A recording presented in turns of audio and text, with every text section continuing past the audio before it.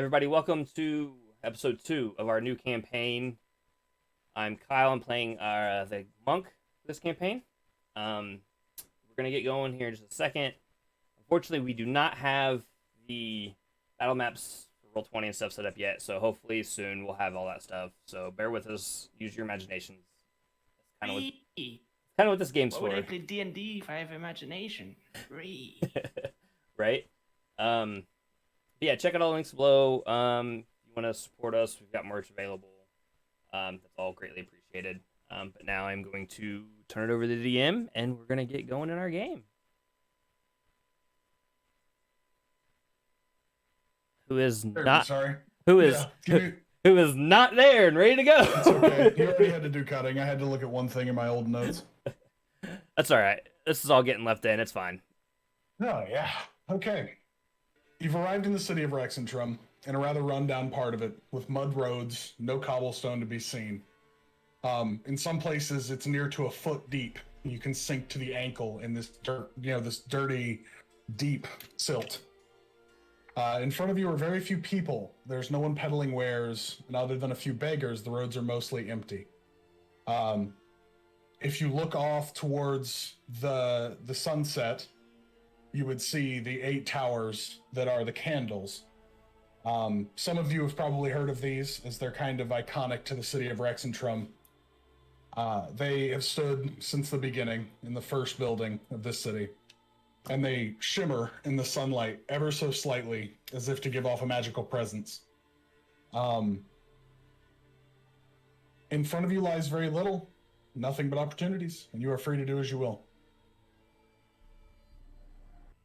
Let's go to Dragon Seat. I'm sure it's great, and everyone is very happy there.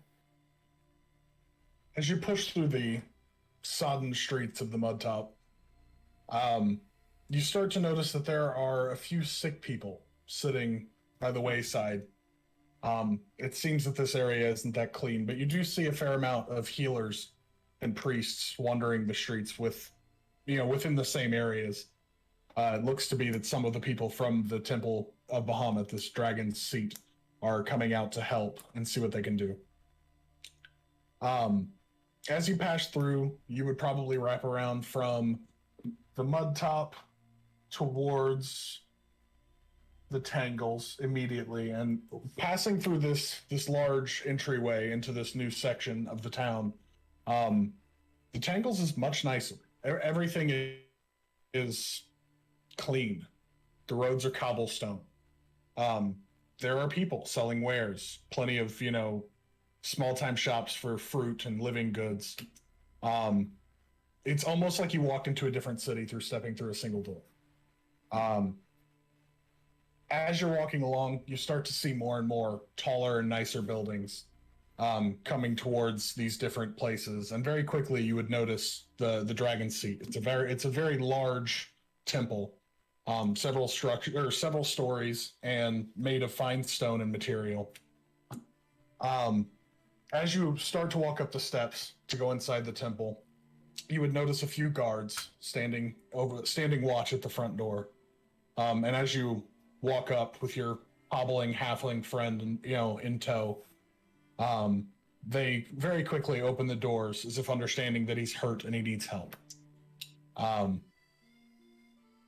As you walk inside, you see an older woman in fine robes with a holy symbol on her neck. She's clasping it and saying a few words over a man that's moaning slightly in a bed. She turns and looks at all of you and says, "How can I help you?" Don't look at me. I believe our little friend here needs some help. He comes up. Yes, my leg was a bit mashed up in a strange accident. And as he walks forward, the old lady takes a moment unwrapping the wound, the dressings he's tried to put on it from rags he had. She opens it up to look at it and starts muttering a few incantations. She looks up at the lot of you and says, "If all you're here to do is drop him off, then I can handle it from here. Thank you for bringing another ill to our temple." Do I detect some sarcasm in there? Maybe, yeah, a little bit, but also she seems good of heart, just tired. Hmm. Okay then. Well,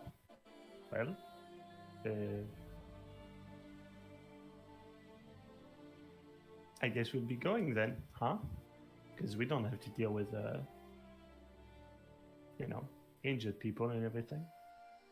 As you say that, the small halfling turns around while she's still tending to his leg, and she kind of scrabbles to keep her hands on it. He looks at all of you and he says, thank you for getting me here. And I think carrying me. And he reaches back and unshoulders the crossbow that was given to him and holds it out to you, Mateo. When you holds it out to me, I won't reach for it right away, and I'll look at him and say, "Are you not going to need that in your further travels? Will you be staying here?" He looks up kind of mournful and says, it'll be some time before I can go anywhere or do anything, and keeping a weapon in a place of a god seems strange. Take it. You'll probably need it more than I will. Okay then. May our paths cross again? Yes. And he sits down on a small cot and begins getting attended to by several clerical staff. As you were walking through towards this, very large temple, you saw a plethora of things here. You would have seen a large tower with symbols of Arathis on it, and you would have probably walked through a very large open court with almost any type of goods you could think of that's at least generally local to the area. It's pretty comparable to Port Damali, or somewhere like that in the kind of spread of goods and the amount of things that are here. It's a rarity to see inside the Empire something that looks this well stocked.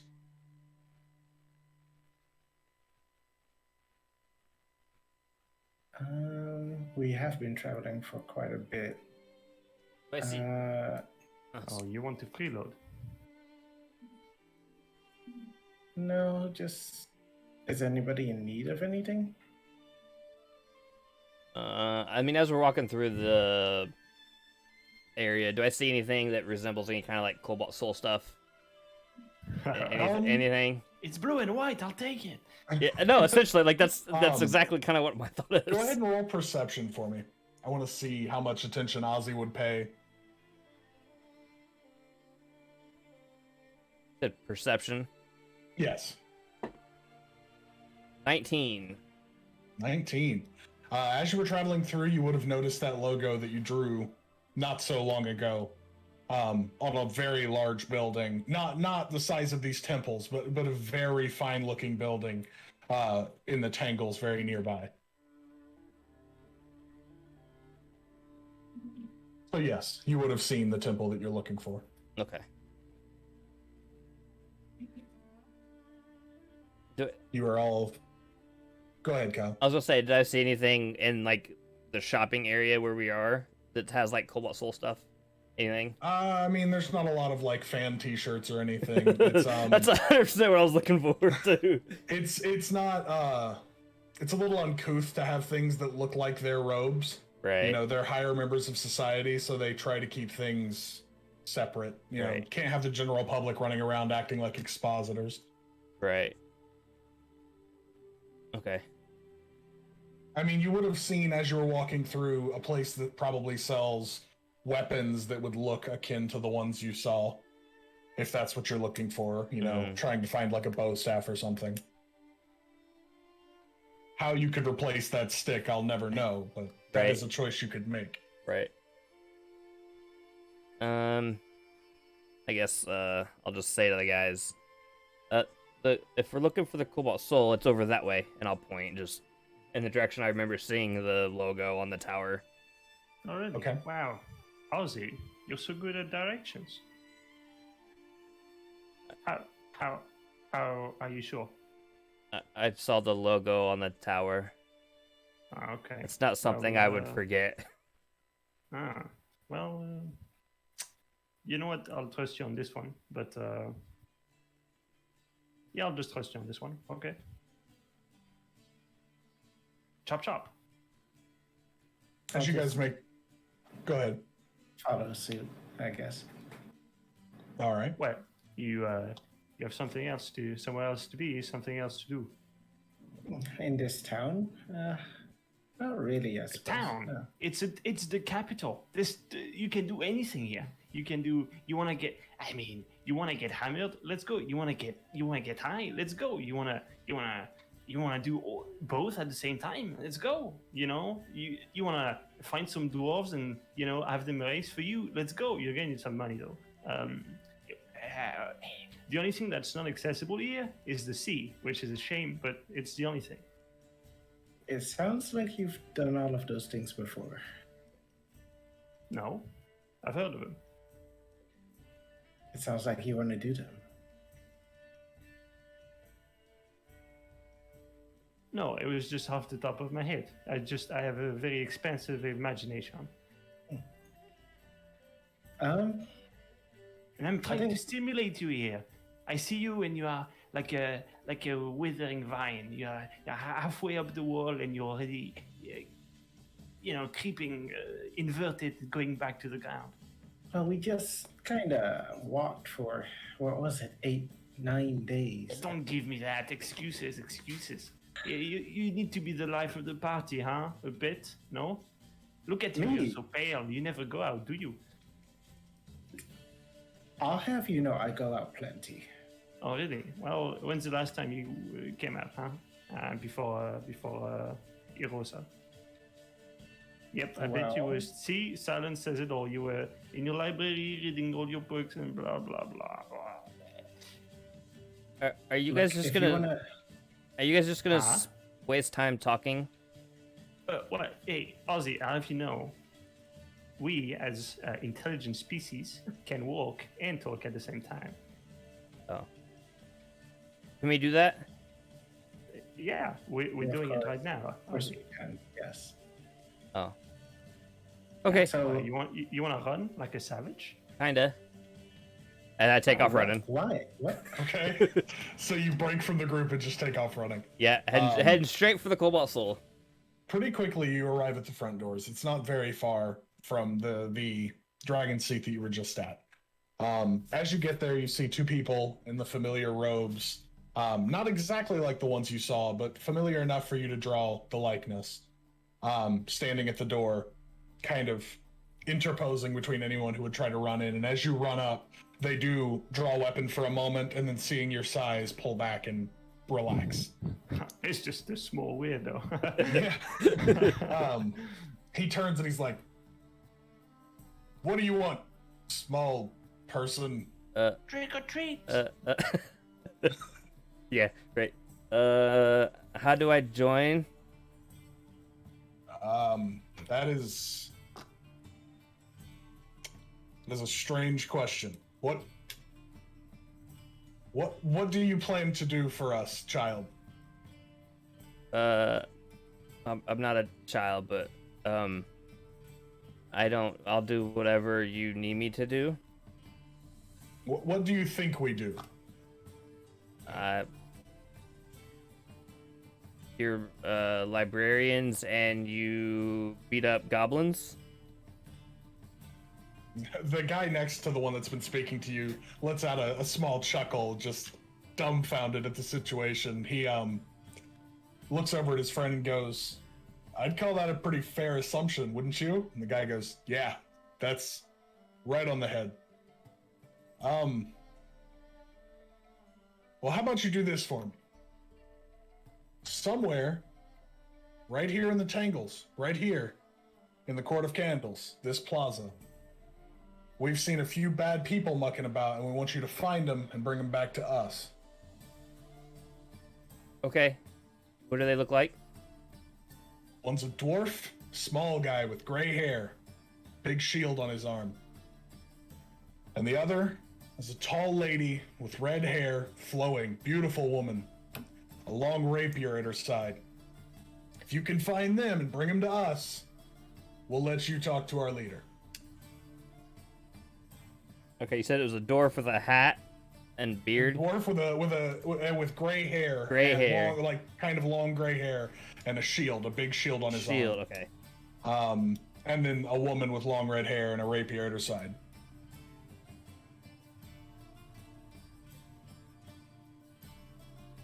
Okay. Where were they All last? Where were they last seen? Just Right here in the court.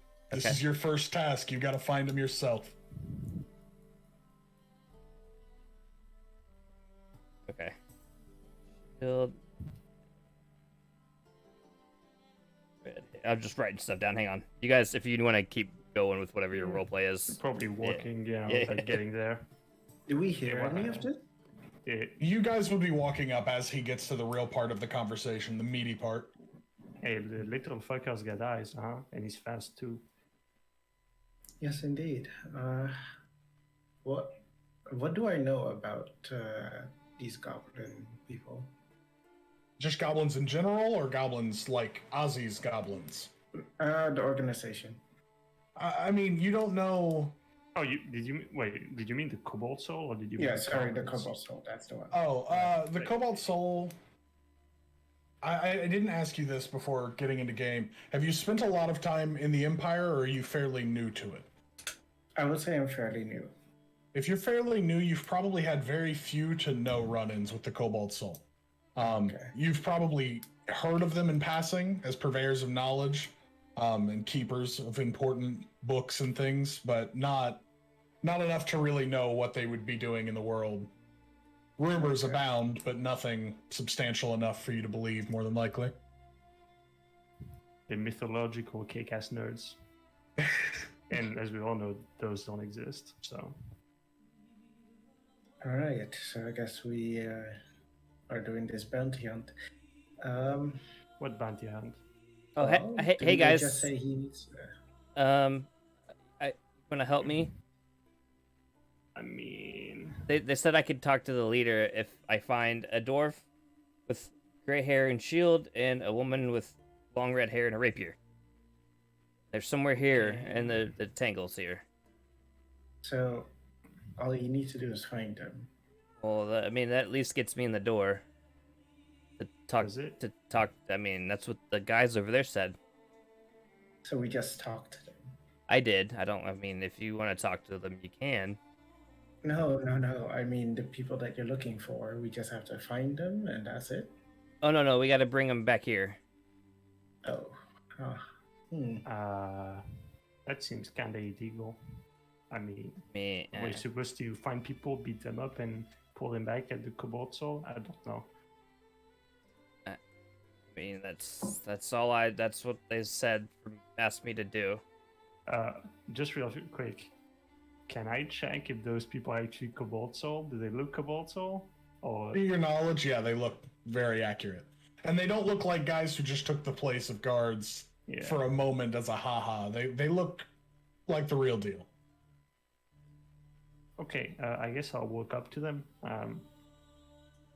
Hi, hello. I hope I'm not disturbing you. How is guard duty going for you?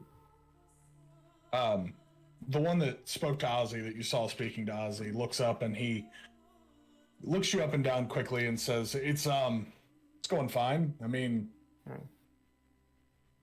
nothing super weird. Why? Yeah, okay. So did you just tell an underage person right now to go and find a dwarf with gray hair and a tall lady with red hair and a rapier? I might have. Yeah. Why? Okay. Well, I don't know. I'm wondering why. What's your passive perception, by the way? Oh, I don't know. It's shit. 12. 12? You would probably notice he's not very subtle in keeping an eye on the magic cube that you keep on your hip or wherever you keep it on your person. Mm-hmm. Okay. He's definitely eyeing your puzzle box in a strange manner. Yeah. Can I look at him? Look at the box. You like what you see? He his brow stiffens and he's like, "No, I don't particularly like Well, it's mine. So fuck wizard off. types." anyway, I was saying, so since I'm gonna help to look for these two people, I was wondering, because I was thinking it seems kind of illegal if I have to, beat them up and bring them there. I don't want to get stopped by the crown guard and be like, haha, it's the Cobalt Soul who told us to do it. That sounds kind of dumb. Well, I mean, I didn't tell the kid to whoop their asses. I just said, how are we supposed go to find force them and bring them here. Yeah, but how are we supposed to bring people here without force? Because I don't know. It feels like the way you described it, that wouldn't be willing. Would they be willing? I don't know. They might be willing. Okay. Children tend to be persuasive. But it's not his children. He's a fucking halfling, you moron. Okay. He sounded like a child to me, but well, if he's a halfling, then maybe he should make better choices in company. You don't tell him that, okay? He's very self-conscious about his squeaky voice. But listen, all I'm asking is that I'm just trying to make us be able to do the best job we can bringing these two people. So any information you could have, that would make us be able to persuade them more would be good, because like if we knew why you were looking for them, perhaps it could help us convince them, no? Well, it's hard. This is a test for the boy. That's what she said. The man, I'm sorry. This is a test. I'm seeing if he has the capabilities to do what we do. What I'll give you is that you don't want to get into a hand-to-hand fight with the dwarf, and you don't want to get into a ranged fight with the lady. Okay, well, yeah, I think that's fair. So, use your words. Probably not you, someone else in the group, because you're kind of an asshole. But someone in the group should do some talking. And I think you might get this done. Oh, okay. Well, we'll try, I mean, if you weren't looking at my cube like you're trying to snatch it, maybe I would have been more polite. So maybe you need to watch your wandering eye. Anyways, have fun on your guarding duty. And you have fun searching for wanted criminals. Oh, they're wanted criminals. Well, you could have told me that. See? God. Whatever.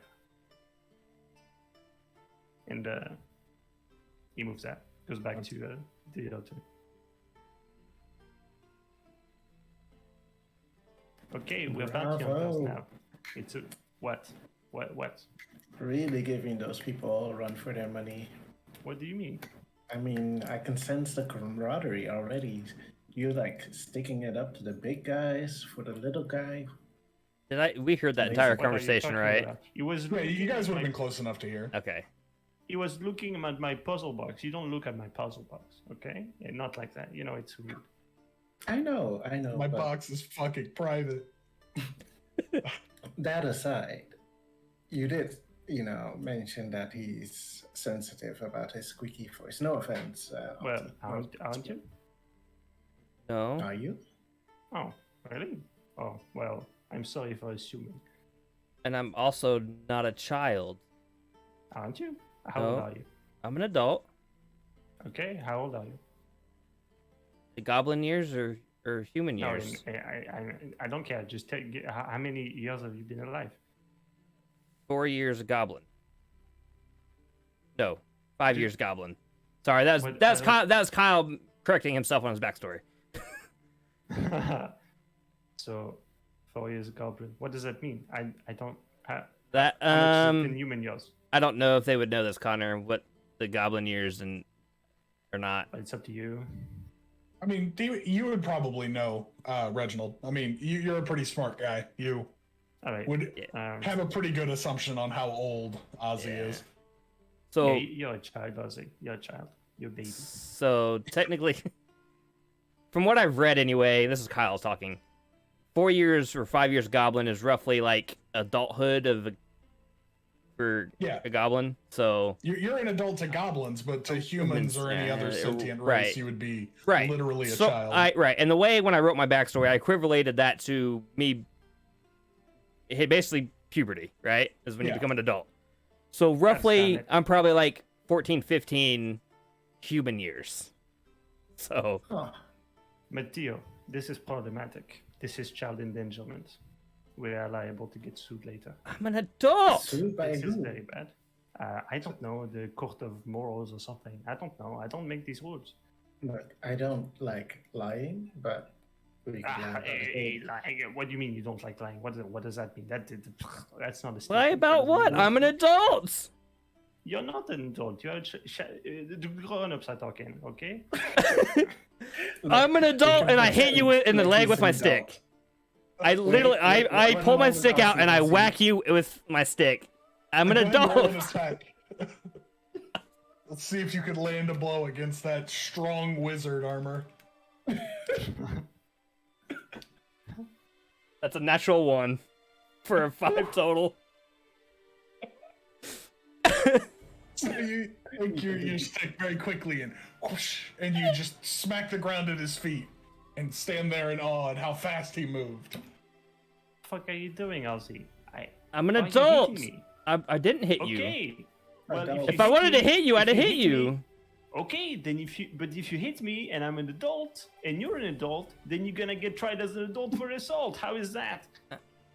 Stop Yeah, you wish you were a calling. child, didn't you? Stop calling me a child. I'm an adult. Okay, you're an adult. Fine. Okay, you're an adult. Now, will you help me find this dwarfen woman, please? This who? The dwarf and the Oh, woman. The dwarf and the woman. Oh yeah. Okay. Yeah, I will help you. Thank you. You know, and then it'll be your coming of age quest. Okay. Matteo will definitely laugh at that. So at this point, you guys have stood outside and argued for a small amount of time in front of the beautiful Cobalt Soul building. As you walk back out towards the Court of Candles, the area is littered with people. Probably close to 100 stand in this court, this large open area. No one fitting the description at first look. If any of you would like to roll investigation or perception to see if you could find them. Or persuasion if you want to go talk to somebody and ask questions. Yeah, like I got a I perception feel at like 12. Reginald would just be going around asking people very loudly, "Hey, have you seen a very tall lady with blonde, red, purple hair and Just kind of dwarf making a with scene. big shield? You know how they are, those dwarves." I'm not racist, anyway. And he keeps going in like in tangents and stuff like that. He's like kind of forgetting what they look like, whatever. It's like just doing his thing. I rolled a 12 Okay. on my perception. Matteo will be a bit more discreet and just be like, "Hi, kind of looking for old friends of mine, a dwarf, gray hair, hat, and what was her name? I just can't catch her name right now, but she would definitely stand out. So she, red hair, has a rapier, really good friends of mine. Would love to see them again. Any way you've seen them? We were supposed to meet and I just can't find them." Both of you go ahead and roll persuasion for me. Ooh, 25. Does mine not even Jeez. deserve a roll? Jesus. No, I was saying both of you. I mean, both of you go ahead and do persuasion Oh, / me, deception okay. for whatever you're looking for. I'd be happy to do it at disadvantage, honestly. I'm Yeah, really no, bad if at you it. wanted to, honestly, disadvantage is probably right for being the boisterous wrong describer. Okay. Well, that's a grand total of -1. So there you go. Awesome. So a -1 and a 25. If it's what's it called? No, yours is not a disadvantage. You Okay. were a little more discreet and pointed Okay, in the yeah. pathing of what you were doing. Yeah. So Ozzy, as you're looking around, watching them kind of wander through crowds and talk, one of them loudly, one more discreet. You're keeping a close eye on everyone around you, and for a moment you think you found the woman, and then you're like, no, that's a blonde, not a redhead. And there's a few moments like that as they're searching the crowd. Can't seem to get eyes on either of them. For you, Mateo, about the third or fourth person you ask finally has an answer for you. It's a young dwarven lady who looks at you and she goes, I I think I saw the dwarf, but I don't know what I can tell you. I saw him at Theogrid's homestead. It's an inn just down the road. He's a boisterous fella. Nice, but a little rough around the edges. If you see him, tell him Mary says hi. And then she kind of, with a blush, runs away. Wait. She turns back around. I? Simon Theogrid's homestead, you said? Yes, Theogrid's homestead. It's an inn here in the Tangle. Where? It's just across the path there, and she points down a road. Over, and I'll just to be sure, I'll like kind of point slightly off, like over there. Yeah, she points the same direction twice. Oh, She's right, very, very pointed as to where she means to go. Thank you. Thank you. Yeah. I'll let him marry, right? Yes. Will he know who you are if I say Mary? Oh, he'll know. He'll know. If he doesn't, it's fucking sad. Okay, I'll let him know. Anything else? Poems? I don't have anything prepared. No. Just tell him Mary said hi. Mary said hi. Okay, Mary said hi. He'll understand. Okay, yeah, of course. And I will try and reconvene with those of my group, hopefully find them amongst the crowds and tell them that I may have possibly found a lead. Yeah, you can find Reginald getting cornered by two like orcs, like half orcs. That he like somehow. What did you mean by that? I just. What did you mean, you people? That's not cool, man.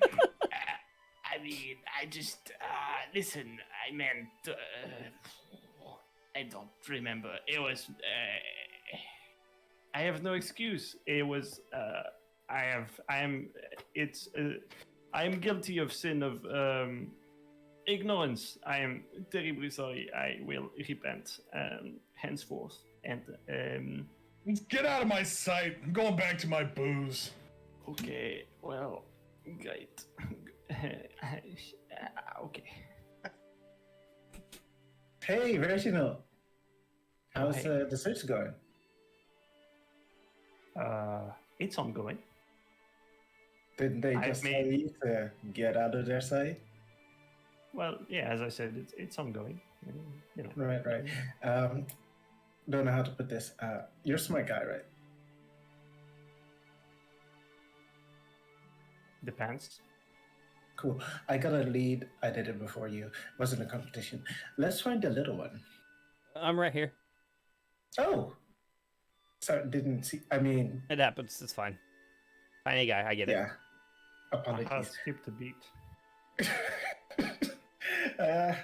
Found the lead. They are at some kind of homestead, some kind of inn. And apparently they know this woman named Mary. Lovely lady, by the way. Really, really beautiful. Are you sure? Easily half your height.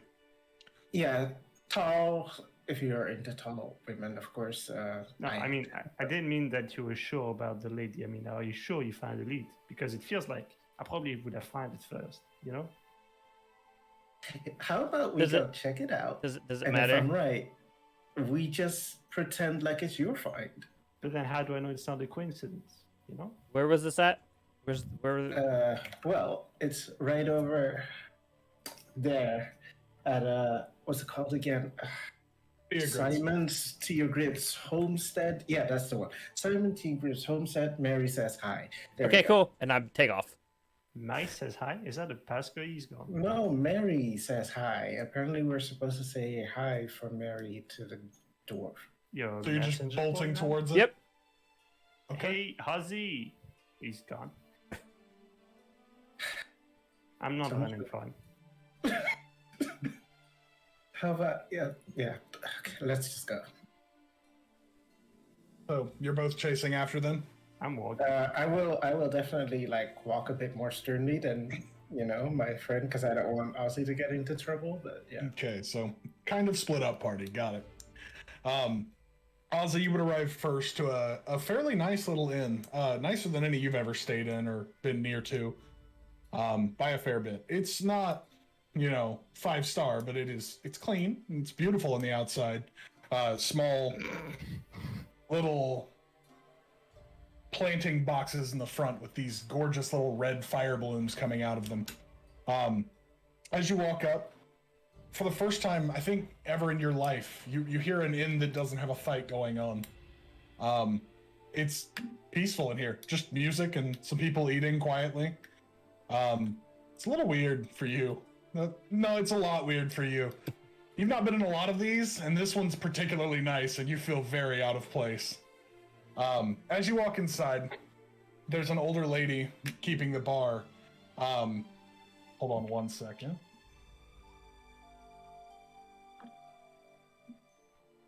She doesn't even notice you. You're slightly shorter than the bar. So you have your run of the place. Okay. Splinter Cell. As I immediately walk in, do I see anyone resembling the dwarf at all? Go ahead and roll perception for me. Jesus. That is a 3. I mean, there's a lot of people in here that are dressed pretty nice. They all look about the same size.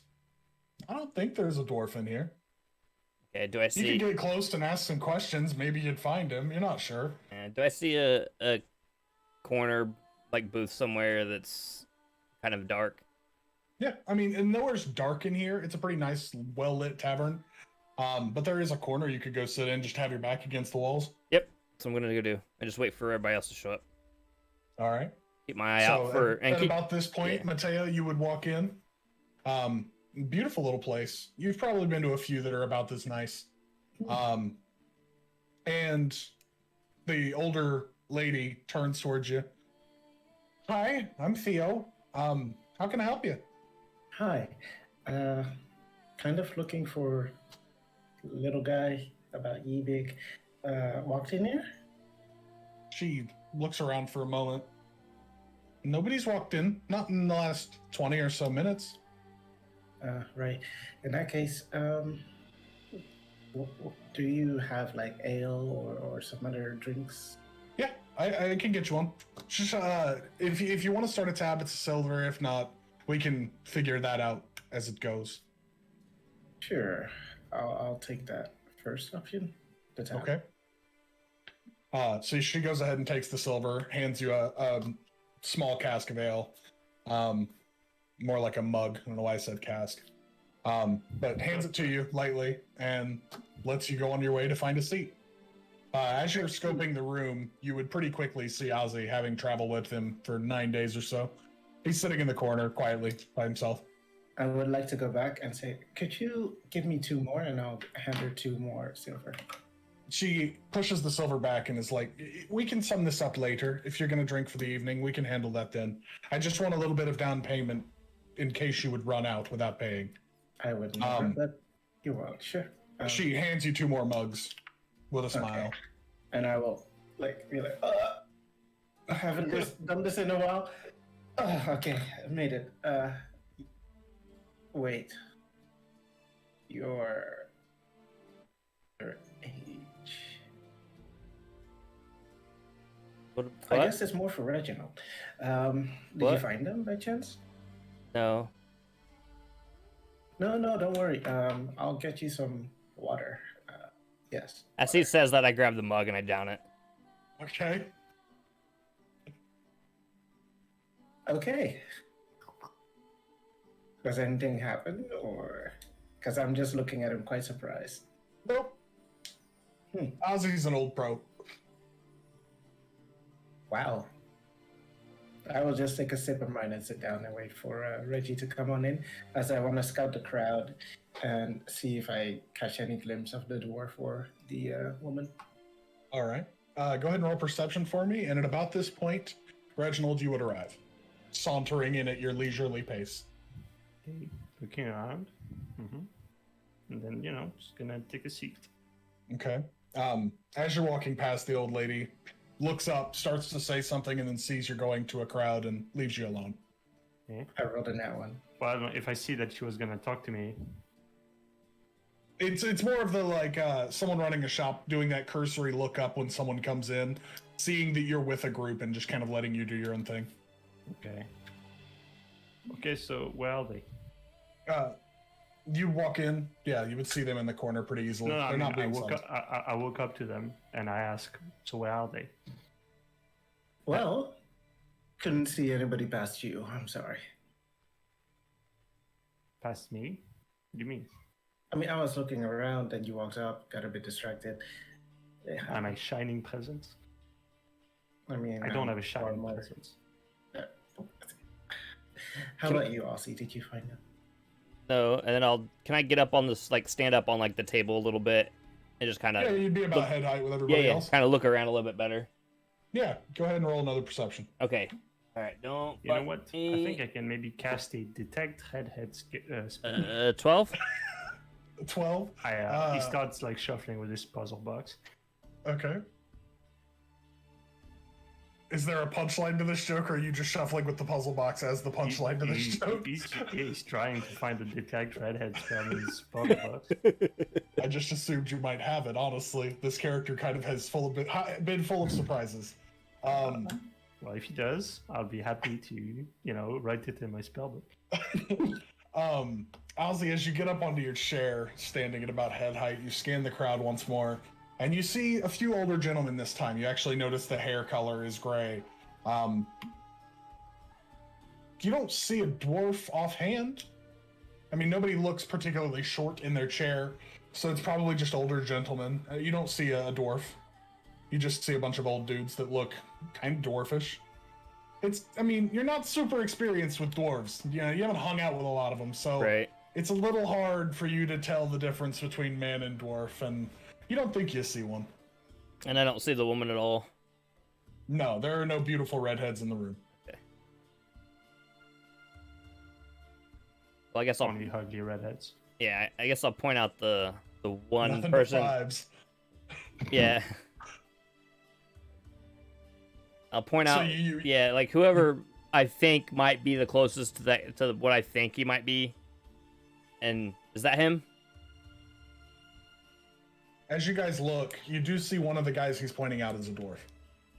Not definedly short, but just the proportions are a little off, and you've both had more experiences with the dwarven kind. It could be. I mean, we didn't get a name, did we? No. Damn. Should have got a I name. mean, do we even know if they both do stuff together? Like, are they companions? Are they two people out? Like, They're fugitives. They are fugitives. hmm. Can I take out my Cobalt Soul rag that I have, Mhm. like the symbol, and then tear off the name that I scribbled on? When do you guys want to? Yeah. When do you guys want to take this to him and see if he recognizes it and how he reacts?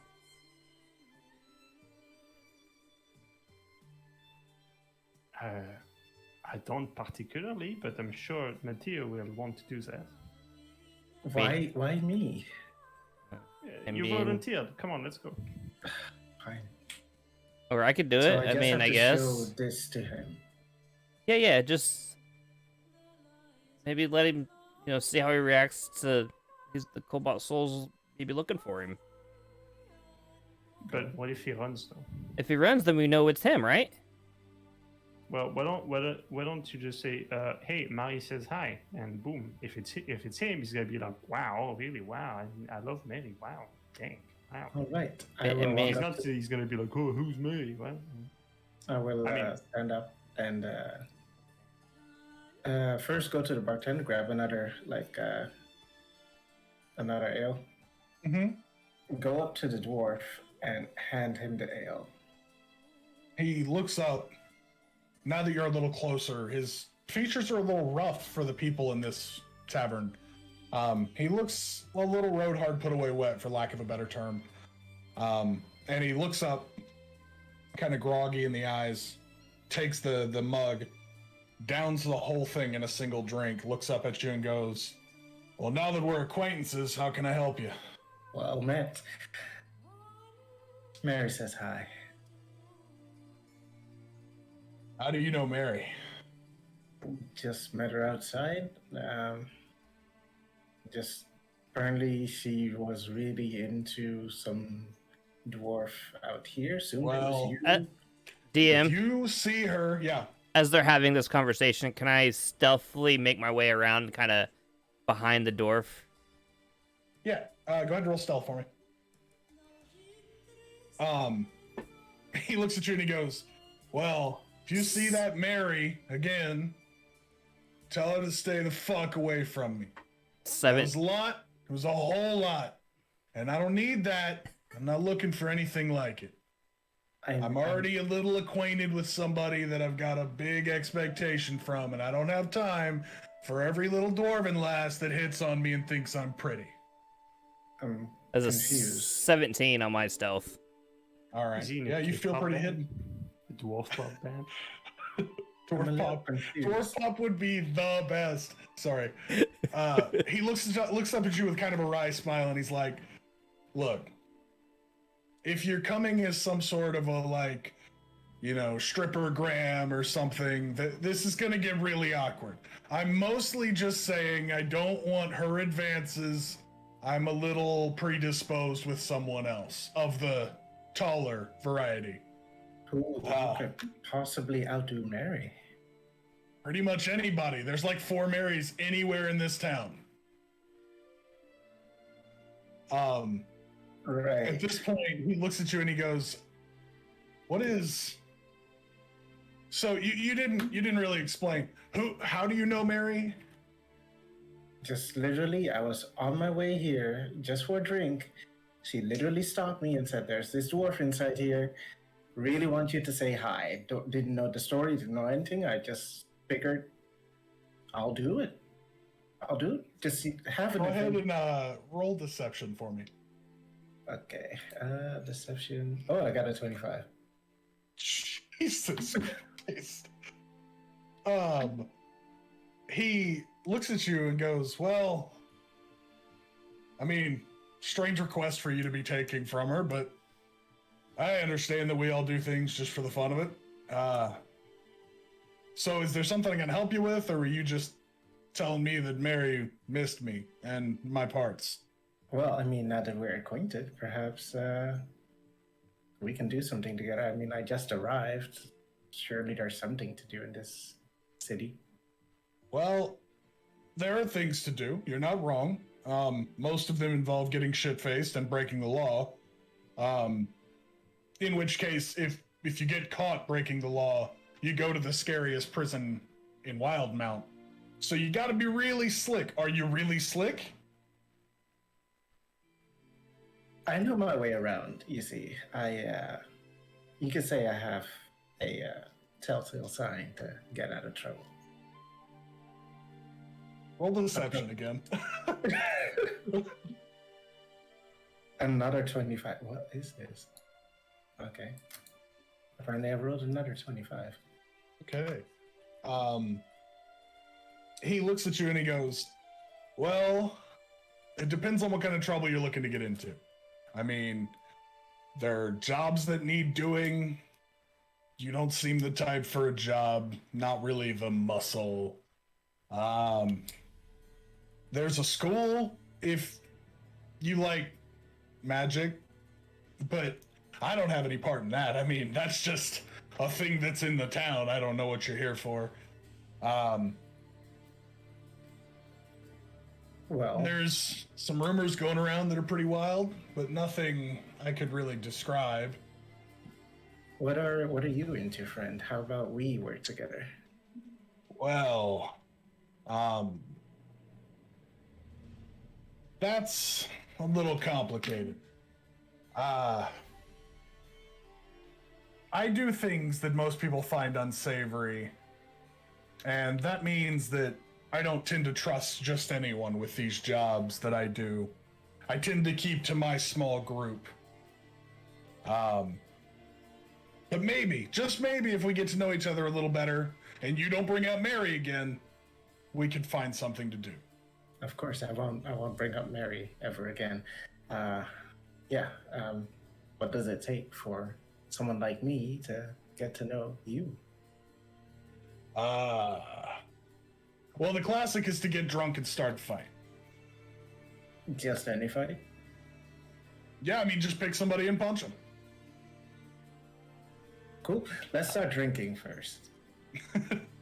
He moves aside his bag at the side of his chair, and you do actually catch a glimpse of a rather large for a dwarf shield that's tied into the pack. As he moves it to the side, he goes, "This'll help," and he reaches into the pack, pulls out this tall, dark bottle that's still sealed on the top with wax. He cracks the lid. And at about that point, the old lady behind the bar goes, "You know you're not supposed to bring shit from outside. I can keep up this act all day. I can be nice to anybody you want. But you gotta pay for drink, you old bastard." And he looks up. "You know what? I pay enough to not be bothered by you, woman. Shut up." And she does. Just sit back down and go back to acting cute and sweet. He pulls the bottle, cracks the top, pulls his mug that's emptied, and pours himself a glass, and then holds the bottle out towards you, as if to tell you to either take a swig or fill your glass, which is still probably fairly full. You've not been drinking very hard yet. Okay, I'll down the glass and then, just hold it in front of him, like top him up. What is your Constitution modifier, just so I know for terms of drinking? Let's see, Constitution modifiers 2. Okay, a +2? Yes. All right, that's good to know. So you down the bottle without any problem, or down the mug without any problem, and then pour yourself a glass of this liquid. As you go and take your first drink of it, it's a dark brackish liquid. It's not familiar to you, we'll say.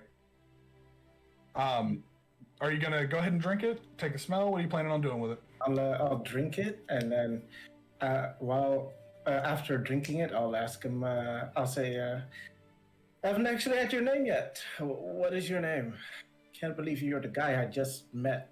The right guy." And I'll say the right guy like really loud so people can hear it. Okay.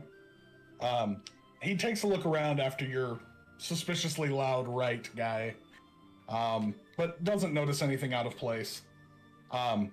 He goes, I'm Ogren. Most people just call me Ogren. I don't have a nickname. Yeah, that's all you need to know for now. We'll share a few drinks and see what we feel. Do you, want to invite your friend to sit down with us? And as he says that, he kind of glances over his shoulder towards where Ozzy is standing.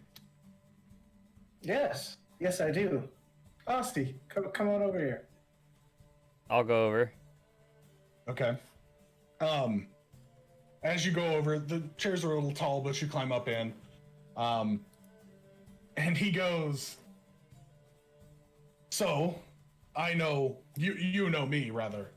I would like to know both of your names." I'm Ozzy. Nice to meet you, Ozzy. And he holds out a very muscled hand with there's a steel ring on it that looks like a ram's head. I'm Mattia, of course. Yes, Mattia. Good to know. Well, let's get to drinking, shall we? And he takes that glass of that liquid he just poured and takes a large drink of it. Yes, of course. Yes. Yeah. As you go to drink it, it is like fire. It is my best description as a man who's drank a fair bit in real life. Imagine Jaeger mixed with like Fireball. Ooh. It is the worst mix ever, but somehow still okay. Burns for a good while in your chest. He looks at you and he goes, "I'm surprised you didn't throw up, honestly. Most people do the first time." Can I actually roll to see if I throw up, or is it? Yeah, you can if you'd like. With a +2 mod, you're not going to immediately yak off of one shot. But if you'd like to roll, if you feel your character doesn't have an iron stomach, you can totally roll for that. What do I roll for that, if I may ask? Just a Constitution. We'll call it a Constitution saving throw. Why not? Okay. I rolled a 9. At a 9, there's a good erp. A little bit comes into your mouth, and then you pull it back in, and you're okay. Ooh. Almost got me there. So... He slides the bottle over to Ozzy as you're talking. I don't We've drink. been drinking. Come on, Ozzy. Ozzy. Come on. No, thank you. I'm just staring like daggers into this guy. Okay. He finally catches your eye, paying a little more attention than most people would, and he looks at you and goes, "So, if I could ask, what were you, doing back there?" Just listening, making sure my friend's okay. He seems to be fine to me. Yeah, really fine. Another glass, please. He slides the bottle back towards you, Mateo.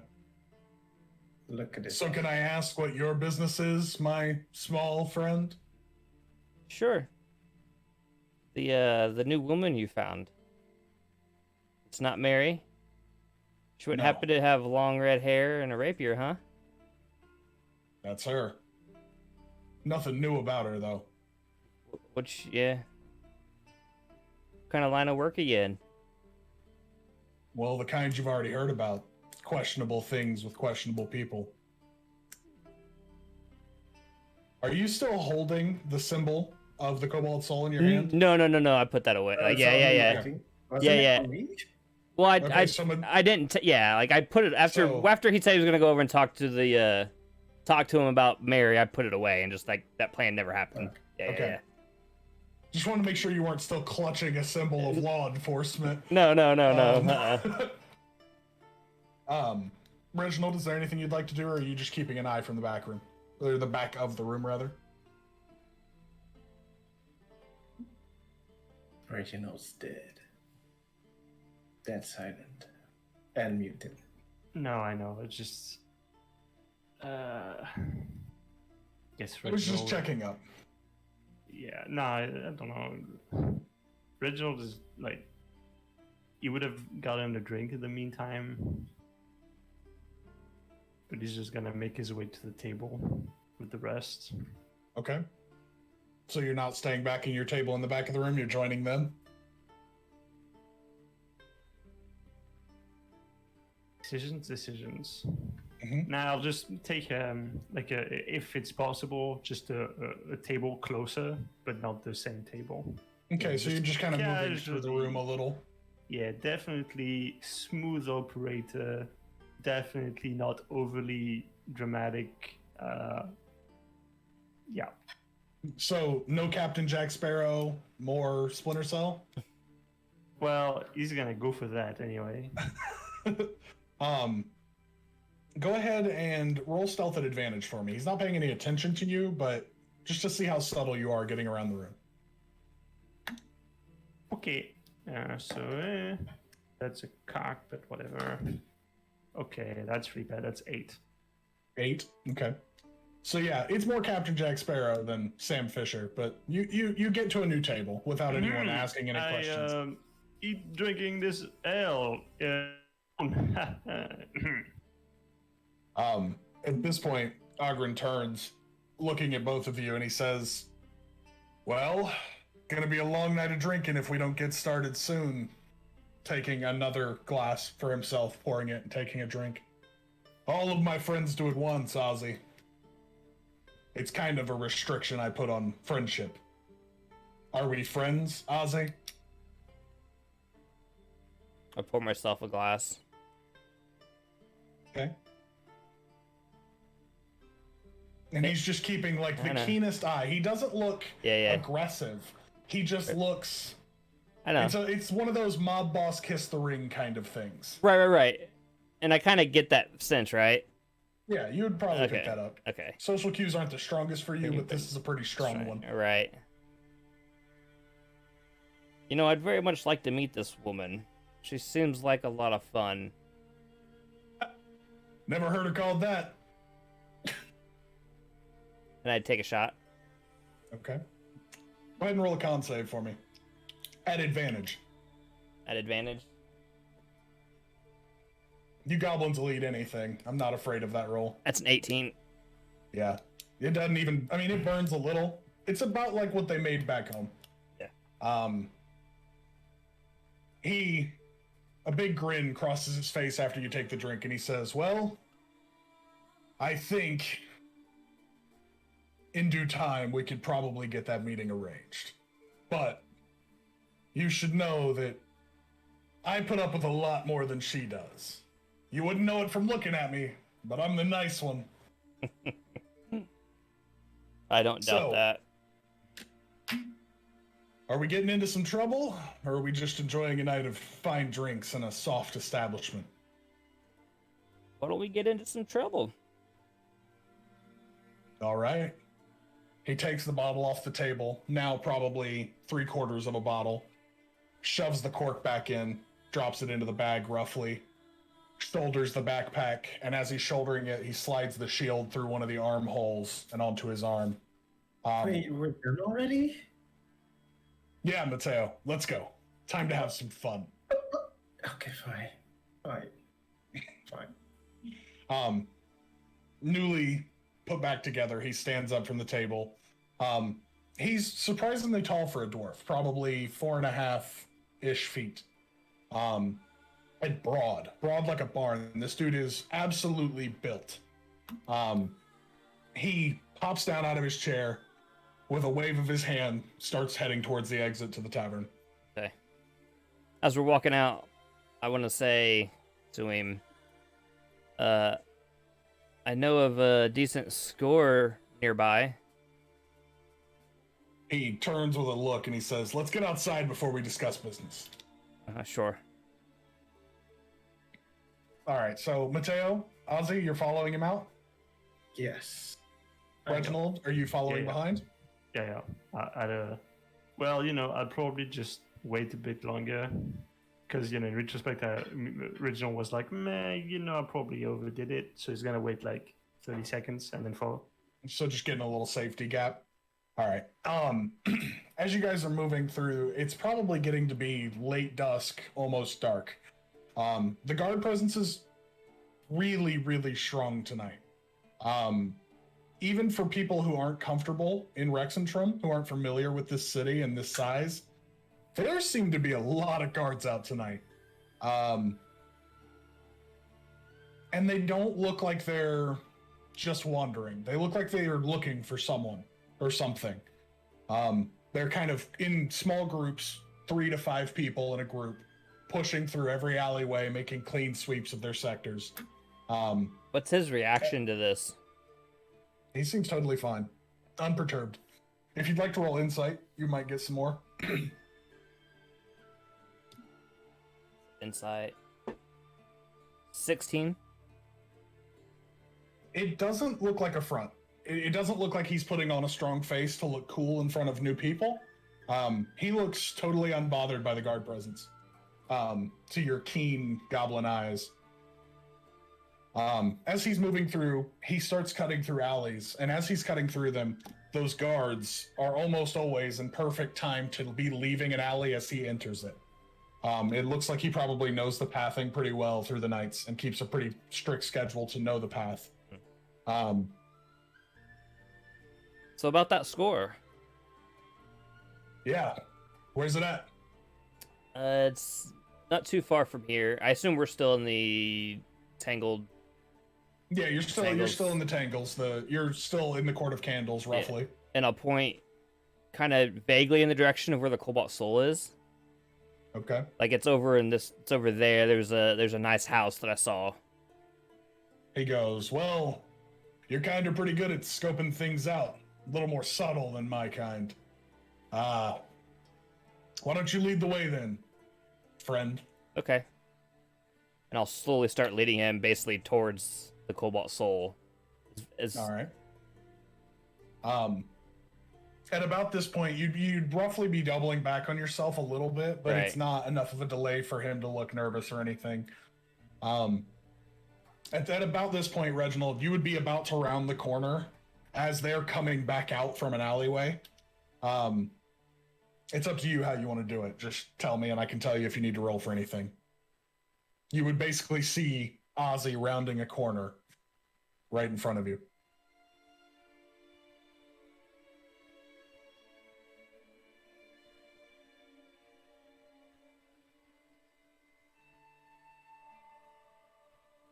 Is it possible for me to, since I see the guards and stuff being all up in people's shit, I want to like go talk to them? Yeah, instead of following after leaving the tavern? Yeah, I'll be fast. Okay. So you wander up to one of the groups of guards? Yeah, just ask him, you know, who are you looking for, blah, blah, blah. Try to make it fast. You recognize the Crown's Guard leathers and plate and scale. He looks up at you and he goes, well, we're on official Cerberus Assembly business, we'll say. Yeah, There's been some questionable things happening in the Tangles late at night. We're just keeping a keen eye. We're not looking for anything per se. Just making sure that nothing happens again. Is there anything I can help you with? So, this definitely doesn't have to do with a dwarf and a redhead lady. No. Okay, then what the fuck happened? Unfortunately, I am not at liberty to say. That's Because that's above your payroll? not above my payroll more than King Dwindled have my head. But he doesn't know you. He doesn't need to. If I start telling court secrets, I'll end up missing just like anyone else would. But how would they know, though? Oh, you're in the City of Ears, didn't you know? Everyone hears everything. But If it's not some myriad asshole running crimes in the underbelly, it's some holier-than-thou cleric or some terrifying eldritch spell-casting wizard that flies through the city. Gotta love this town, huh? Okay, well, it was good talking to you, but I have people to see, so, Be safe. oh, yeah, okay, bye. Say hi to King Gwendol for me, bye. They go back up on their business as you're walking away. And I go around trying to find back the rest. Okay. You would see them coming back towards that open court, the Court of Candles. It's kind of a big open circular area, roughly, and they have cut a few streets down into an alley and then doubled back on themselves after interactions have been had. So you would see them kind of pushing out into this open area again, heading back the way you saw them go as you were leaving. Yeah, well, as long as they're going towards the Cobalt Soul, then I'll follow. Yeah, just playing subtle. You guys take a short walk towards the Cobalt Soul, and you're roughly, we'll say, 300-400 feet from it. You're very close to where you talked to the men, and now there are not 2 but 4 guards standing out front. Okay. Do I see the 2 guards that I talked to previously? No, these look like different people entirely. Okay. It's 3 women and 1 man. None of them look familiar. Okay. So we're essentially in the court now, right? Like, we can see the Cobalt Soul from here? Yeah, you're 400 or so feet from the entrance to the Cobalt Soul. You're close enough to see the guard and know what's going on out front. Okay. Which is nothing. They're just standing around looking menacing. Right. At about this point, Ogren goes, so, where's this house at? You got me walking all over town, Ozzy. Yeah. So, I'll just kind of quickly look around. Can I see, like, a nice house or shop, like, in the area? There's a lot of them. There's a lot of them. I'll just pick out, like, the nicest one that's closest to the Cobalt Soul. Okay. A few doors down, there looks to be, it looks like a noble's house. Not quite noble, but close enough. High fences, probably 6-7 feet. 2 or 3 story building, very large, and nicer than in most anything you've seen. But that's what this town seems to be. Okay. So they keep their security pretty loose. Ogren looks over. He goes, I think I can get in. I don't even see anybody. Yeah. I think I can get in through the back and let you guys in. You guys want to wait here and keep an eye out? Sounds great. I'll stand right at the front door looking pretty like I always do. Cool. And as I do that, I'll go around kind of the building, and then if I can, double back to the Cobalt Soul, to the guards. Yeah. Yeah, like you could cut a block down and basically cut back around to them. right. Like as quickly as I can. Okay.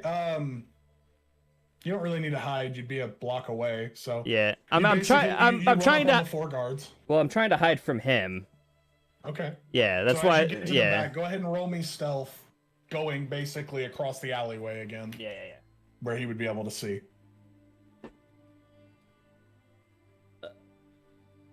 21. That's a lot. Yeah. Do you see him hidden? Okay. So I run up to the guards. Hi. Okay. One of the women, an elf with short-cut, dirty blonde hair, looks at you and goes, how can I help you? I was here earlier and talked to 2 other guards. They sent me on a mission because I want to join the Cobalt Soul to bring in Agrin, the dwarf you guys are looking for. I mean, yeah, sure. Where is he? You're not him, are you? No. He's over here, and I'll kind of point him out. If you can see from the Cobalt Soul where he's standing. Yeah, roughly. It's super close. I'll literally just point him out. Okay. As you point him out, they all pull weapons and run over. Fucking whack him. Yeah, they all pull what look to be a myriad of like staves and short sai almost and things like that.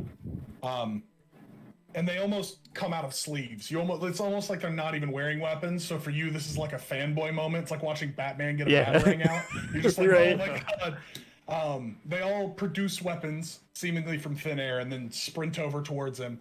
And the same dirty blonde, short-haired elf woman looks at Ogren and goes, "You, get on the ground now."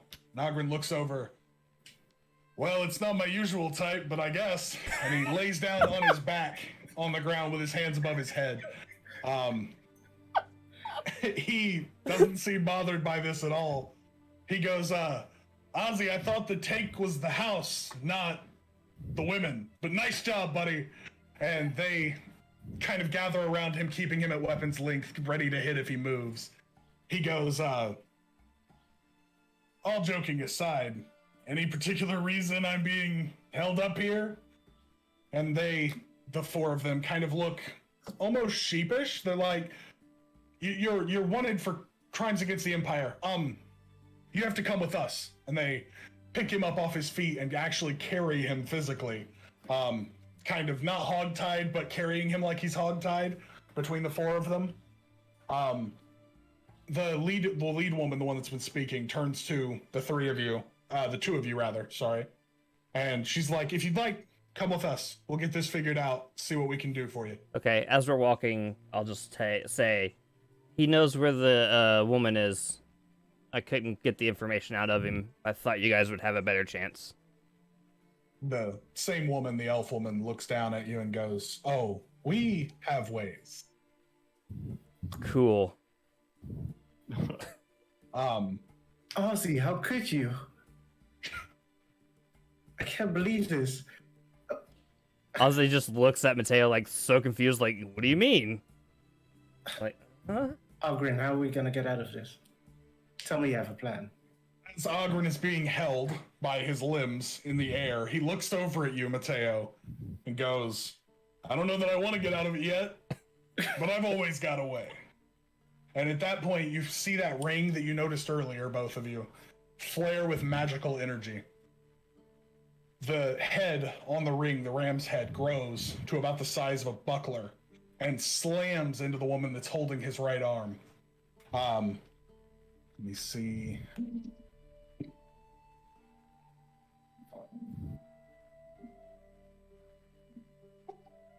She does.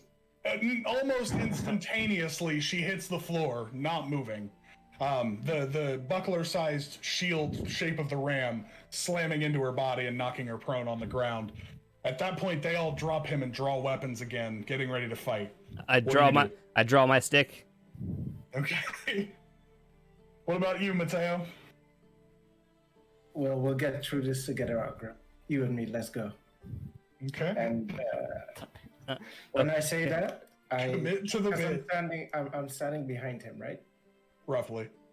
Yeah. I'll try and sneakily use hideous laughter on him. Okay. What is the save on that? Wisdom, I think. Not sure, but I think wisdom. Yes, wisdom. All right. He rolled a 16.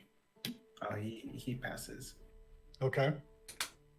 He looks at you, waving your hands in the air, doing the verbal and somatic components of hideous laughter. He looks at you and goes, "I thought we were friends till the end." I missed. This never happens to me, I swear. I say that all the time too, honestly.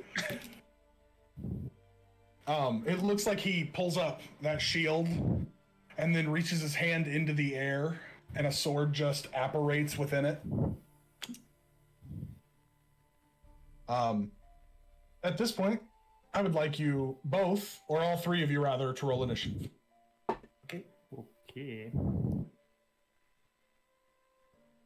13. I rolled a 5. I rolled a 17. Okay, that puts Reginald in the lead. Wow. Cool.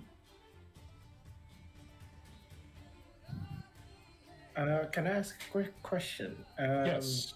So the previous session, we did the whole meteor thing.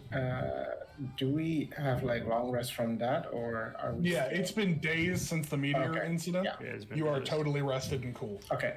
It's late, but you're not worn out in any way. Yeah. Oh, what was I doing? That was what I was doing. Sorry. Rolling for the Yeah. 4 other Cobalt Soul guards. Yep. All right, so Reginald, you are in the lead. You are starting combat. What do you do? Reginald's just gonna chill. Yeah. I mean, this guy is outnumbered 1 to 5 or something, right? Yeah, about 1 to 6. 1 to 6 or So- 7, including all 3 of us. So Reginald's gonna action cross his arms and wait for the Cobalt Soul to do their fucking job. Okay. So you use your action. What's your bonus action other than crossing your arms? Just a good yawn. Shake your head. All right. That gets us to Ozzy. How far am I from him? 20 or so feet. You could walk right up without Oh, any I'm not. actions or anything. No, I'm not doing that. I'm gonna throw a dart. Okay. Go ahead and roll an attack. 8. I I it makes missed. contact, but your rough-hewn stone darts don't penetrate the armor. Now you can see as he's standing and ready to fight, the armor he's wearing isn't just. He looked like before he was wearing rough leathers. Underneath, you're starting to see pieces of plate that are resting under this leather that are almost hidden by it. The thickness of the furs and leather he's wearing on top. It gets us to Ogren. He takes that long sword that he made in the air and takes 2 quick slashes at one of the 3 that are now standing. All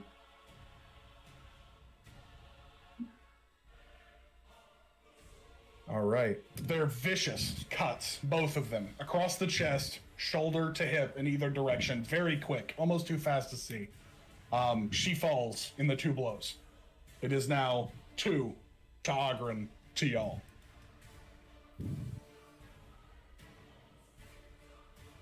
Mateo, you are up. What can I do? Is he looking aggressive towards me as well, Ogre? He hasn't made any actions towards anyone but these Cobalt Soul members. And I'm still behind him, correct? Yep. Can I hold an action just in case I find that he like gets away? I want to try and use hideous laughter again. Otherwise, I'll tell him I'm backing you up and hold my spell. Go ahead and roll deception at disadvantage for me. For your I'm backing you up. After trying to That's hit him with a spell once. Net one. That one, nice. Yeah, it came out a little squeaky, and even he looks at you with a grin as if he's like, you're full of shit. At this point, the 2 Cobalt Soul members, both of them using bow staffs, are going to take swings on him.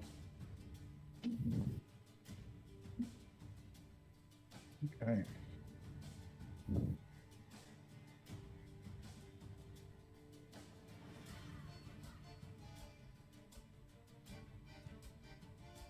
He dies, DM. Yeah, right? One hit. He takes the blows without even looking very shaken at all. We are back up to you, Reginald. You've watched him fell 2 of these people in basically 12 seconds. Well, these Cobalt Soul people are shit.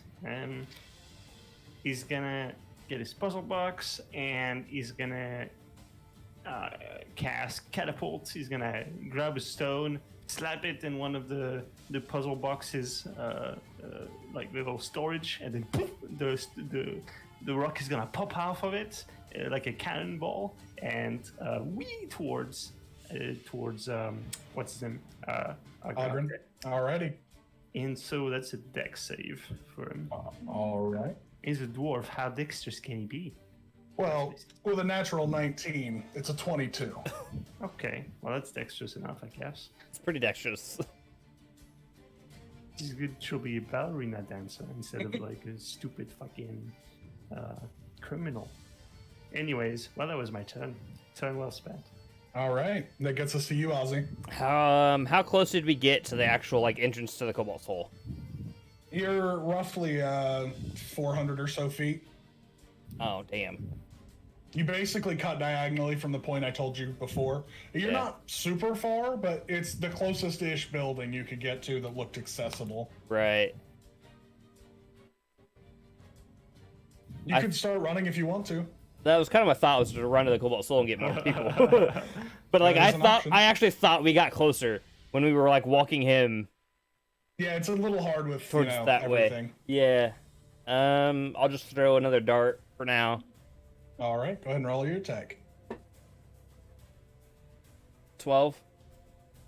Again, you throw your rough-hewn dart, and it just plinks right off that armor.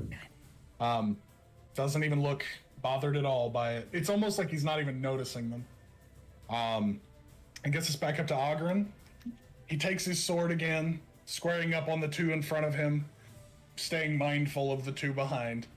And he looks at the one lady and the one man that's still standing and goes, "Are you sure you want to do it this way? Because it's really not working out." And he just stands there, weapon at the ready, shield on arm. That brings us to Mateo. He's looking very confident, isn't he? Exceptionally. Okay. Without an insight roll, I can tell you right now this man is doing just fine. Yeah, okay. I'll just, in case he attacks, like if he gets into a brawl with anybody else, I'll use a fireball. If not, I wanna just hold that fireball. Okay, so you're holding the firebolt in case he would go to attack anyone? Yeah. All right, that brings us back up to you, Reginald. Okay, Oh wait, so I'm sorry. It's Cobalt Soul's turn. okay. Well, they My don't bad. matter, right? They're just. No, I mean, they're not doing a whole lot. One of them, the man, pulls the staff at the ready and goes to swing. The last woman looks a little shaken by the immensity of the opponent in front of her, surprised by the ferociousness he's fought with. Yeah, I'd be shakest too if I was in melee range. He actually does land a little something. Okay.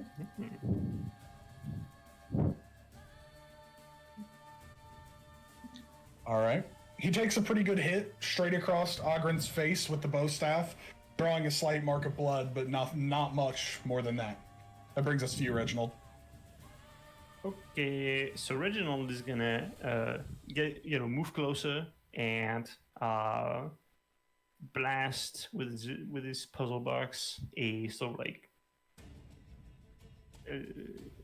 basically a big solid snowball and cast Ray of Frost.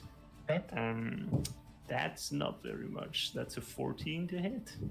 14 does hit. Oh, what? This guy's shit. No armor. Okay. Don't tell him I said that. Ooh, 8 damage. Look at that. Best hit of the night for him so far. Yeah. And his movement speed is reduced by 10, so he's a very slow dwarf. Good to know. Yeah, he is exceptionally slow now. And that's that. That's my turn. Get him! Alright. Get him! Ozzy, you see Ogren, looking almost untouched, suddenly get slammed with a ray of icy energy. And it's kind of all like- look around trying to figure out where it came from, but not taking his eyes off the opponents in front of him. Yeah, and the ice kind of like creeps towards his leg. I'll turn to whoever the woman that was in charge. She is laying on the ground. Not Oh, she is? moving at Oh, all. well, whoever. She was the woman that was hit by the Ring of the Ram, yeah. Oh, yeah. She Either is, one. Well, then whoever's the Cobalt Soul still left. Yeah. Are you guys good? Or should I go get help? As you say that, the woman that looked very shaken by this man in front of her looks at you and goes, "What the fuck do you think? I think she's dead." Go get help, Ozzy! Ozzy! Oh! Okay, and I'll take off running towards the Cobalt Soul. All right. So what's your movement naturally? 30 feet, so I should be able to 30, do so 60 a turn? Yeah. Or do Well- you no? Because you don't have your roguish action yet, do you? For the goblins, No. I think that's level 2. Yeah. So with your 60 feet, you're starting to make some good pace. Very quickly, you're running across the courtyard. It'll take you probably 2-3 more turns to get there, we'll Alright. say.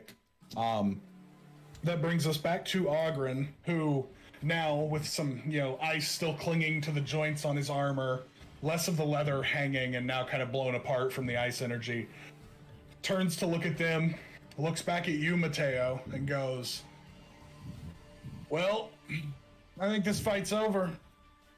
And very quickly lashes out towards one of the remaining Cobalt Soul. Misses the first, hits the second. All right. It looked like a pretty good hit, but not enough to take the man down. Since he did attack, can I use my firebolt then? That Yeah. I prep? I rolled a 16 to attack That does hit. for 2 fire damage. All right.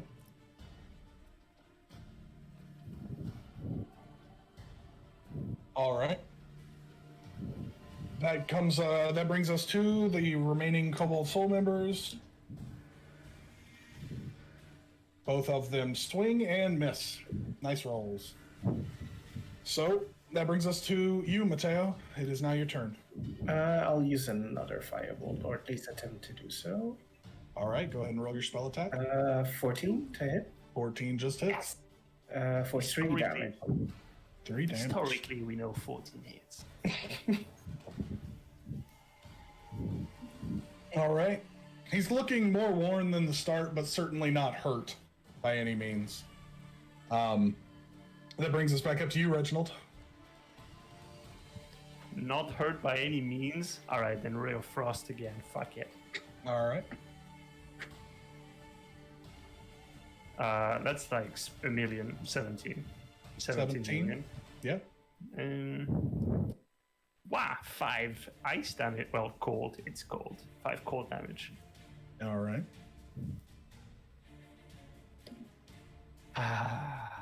It's rough to be level 1 and have 2 spell slots. Anyway, that's me.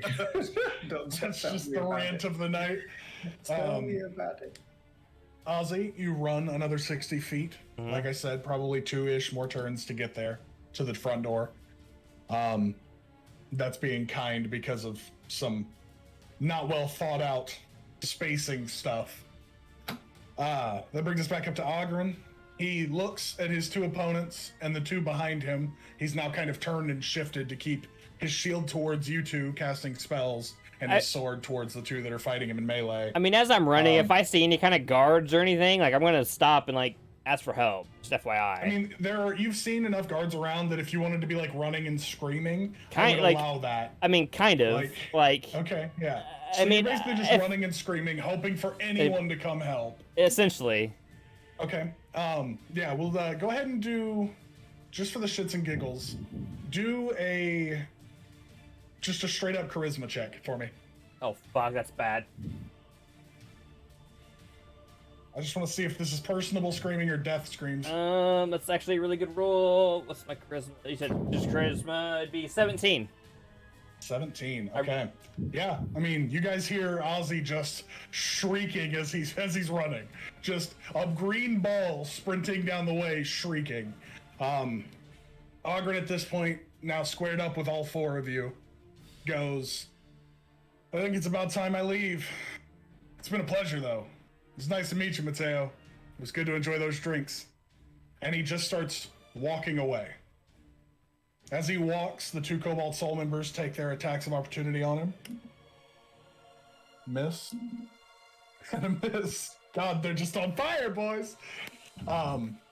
They both lash out as he's walking away, missing by inches. He starts to walk past you and you, Reginald Mateo. If you'd like to take opportunity attacks with your bare hands. I mean, I don't think I'd try to hit that armor with my fist. That doesn't sound good. I'm not gonna do that. Just thought I'd make the offer as he's walking by. I'll conserve my fist. Okay.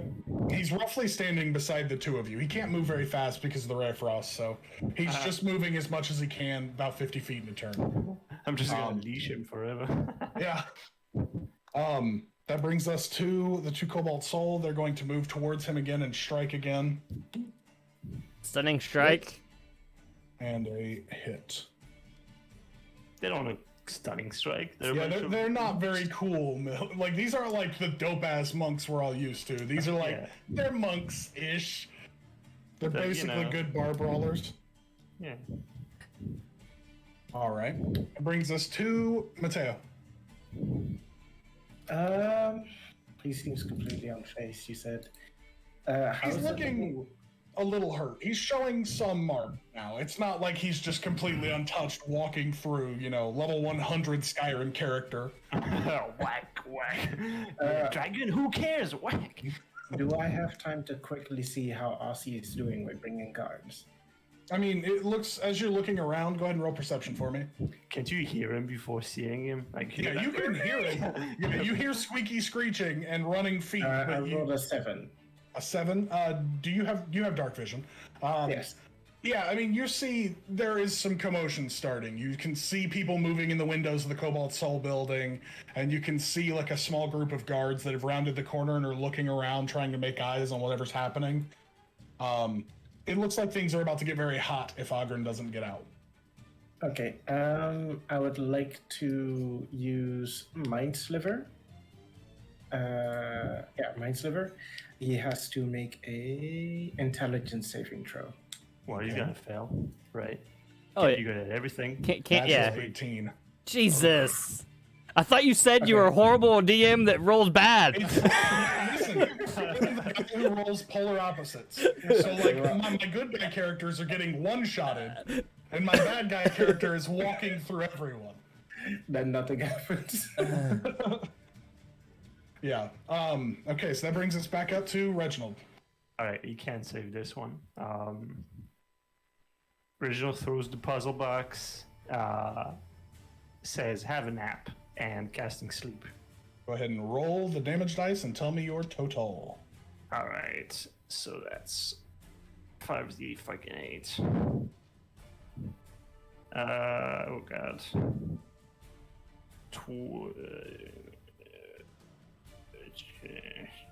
24. As you cast the spell, the strange purple glow falling upon him and clinging to his form, he stumbles for a step and then just keeps walking. Mother bitch. Alright. Fuck. Well, that was another spell well cast, well spent. Ozzy, Okay, well. you have reached the front doors to the Cobalt Soul. Congratulations. All right. As you reach them, they fly open. You see 6 or 7 people, heavily clothed, robes hanging, weapons drawn, sprinting out the door. I need you to roll a dexterity save to see if they stomp on you on the way by. Oh God. Okay. Or So, mistake you for a dwarf. a dex save. Yeah.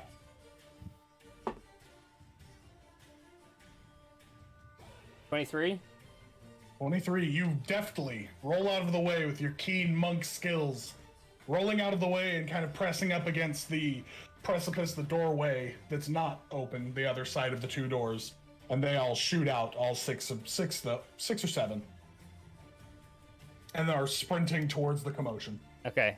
I'll go with them, following like running behind them, and just be like, It's hard to keep up. They're a little faster than you. oh, I'm sure they are, but I'll just keep running as fast as I can, and be Are like, the legs beating away? yeah, he may have killed 2 of you already. That's a great sign. They don't even turn and respond. They ready for action, running to the point. I'm just And as much fast, as too. yeah. You might want to stay ranged. Let me see one thing real quick. Yeah. That brings us to Ogren's turn. He looks at you both in melee range, goes, "You've both been such a pleasure, but I don't even know you. I think I'll bid you adieu." And as he says that, you see the ring on his other hand flare, and a doorway of purple appear behind him. He steps through it and vanishes. Okay, well, that was less painful than I thought it would. You just watched Ogren set off a magical rune in his ring and travel through a strange magical door, disappearing from sight. The 6 or 7 guards and Ozzy are approaching the 2 of you and the now dead 2 members of the Cobalt Soul and the 2 that are still living. As they run up, the one in lead looks to be an older man with kind of hard regal features, an elf of unknowable age. If he looks old, he must be very old. He comes up and he's like, "Can one of you explain what the hell happened here?" Looks towards you, Reginald, trying to act nonchalant in the back. "Please, just explain a little and I'll let you go on your way. I know it wasn't you." I'm sorry. Don't say sorry. That's that. no. You look suspect. Don't say sorry. We were here earlier today, and Okay. two guards told me that I could meet with the head of the Cobalt Soul if I brought the dwarf and the woman to you guys, because I want to join the Cobalt Soul. He turns with a rather hard look towards you, Ozzy, looking down on you. And he says, did you get these guards' names?" No, sir. He Like, I looks mean, towards... I can describe them, I guess, from what I saw. Okay, so you go ahead and describe the Yeah. 2 characters to them? Yeah. All right. He goes, "Okay, well, at least we know who it was now." He turns to one of the people that followed him out and he's like... just punched him in the face. No, he turns towards him and he's like... He goes, "Go find Aaron and Gerald now." A short time passes. Gerald, yeah. He takes a short time, and they start picking up the bodies of the 2 that fell, and a few of them begin carrying them back towards the Cobalt Soul. The older man staying and kind of looking at the area. And he looks down upon all 3 of you now, and he's like, "Can I just have a rough rundown of what happened? I don't understand how we got to 2 of my people dead in the street." Well, they kind of had it coming. Okay, that came out wrong. So what happened is, my friend here, he's a bit obsessed. He has a hobby called the Cobalt Soul, and Not a hobby. Really, huh? Not a hobby, but okay. Okay, what is it then? I just want to become a member. Okay, so he's obsessed, as I said, and so Obsessed. he really wanted to, join them to be a ninja monk or whatever. And so he asked, the people at the gate, and they were like, "Oh yes, okay, little child, underage little child, I will send you on a dangerous mission to Not a child. apprehend. Okay, I will send you diminutive adult to capture these two fugitives. One is a dwarf with a big shield on his arm and gray hair, and the other one is a beautiful lady with long red hair and a rapier. And so we did, because I don't know, it sounded fun. And that's pretty much the only reason. Also, I didn't feel like it was very dangerous, but I guess he hides it well. So we checked him out, and then after that, I don't know. I was drinking, and I didn't really follow the conversation, so I don't know. He looks at you, the three of you, and he goes, I don't. Here's the thing. Yeah. That's very important. We did not instigate the fight. What happened was your boys. I mean, the people from the the humble people from the Cobalt Soul saw the dwarf and ran at him and started the fight. And then this guy went like swoosh, whack, blah, quack, and they died. It was pretty impressive. Or maybe your guys are really bad. I don't know. I mean, it's no small thing to take out any member of the Cobalt Soul, but these were not particularly the most effective members we had. Oh, okay. It's a shame that this went this way. We've had people out looking for those two for some time, not under an attack on sight order, but just to bring them in for questioning, to ask them what they've been doing. Okay. I suppose the four, now two of them, were a little overzealous in their approach. Yeah, I guess they didn't like dwarves. I'm sorry that you were put in danger because of my people. Oh, well, we didn't, free will and all that. Well, you were not under full understanding. These two are considered dangerous. Very dangerous for your average person. Okay, well... I mean, your people were probably just trying to do their job. I'm sorry. You're right. Doesn't mean that they shouldn't have done it better. Hey, how they paid for that in blood. Ah, okay. Then how about you repay my moral prejudice by letting me take a peek at your library? That could be arranged. Really? Wow, okay. I am... When? If you come back in the morning, I'll be here. Okay. Just tell the door guards that Expositor Zevran asked for you to come. Okay. Wow, okay. That's so official. Okay. I will meet you here in the morning. You said Zevran, right? Zevran. Zevran. Damn, first try. He takes a small bow, looking at all of you with a look of solemn, sadness to his face. Sad to have lost members of the Cobalt Soul, and also sad that they were dumb enough to endanger others in the process. He looks at all of you and he says, again, I am very sorry that you were endangered through acts of my people, and I hope that tomorrow we can come to an understanding that is better than just apologies. A question, if I may. You may.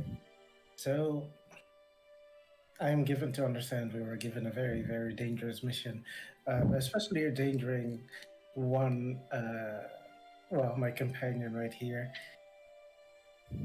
And given that he admired you so, does this mean that he gets a chance to prove himself still and be one of you?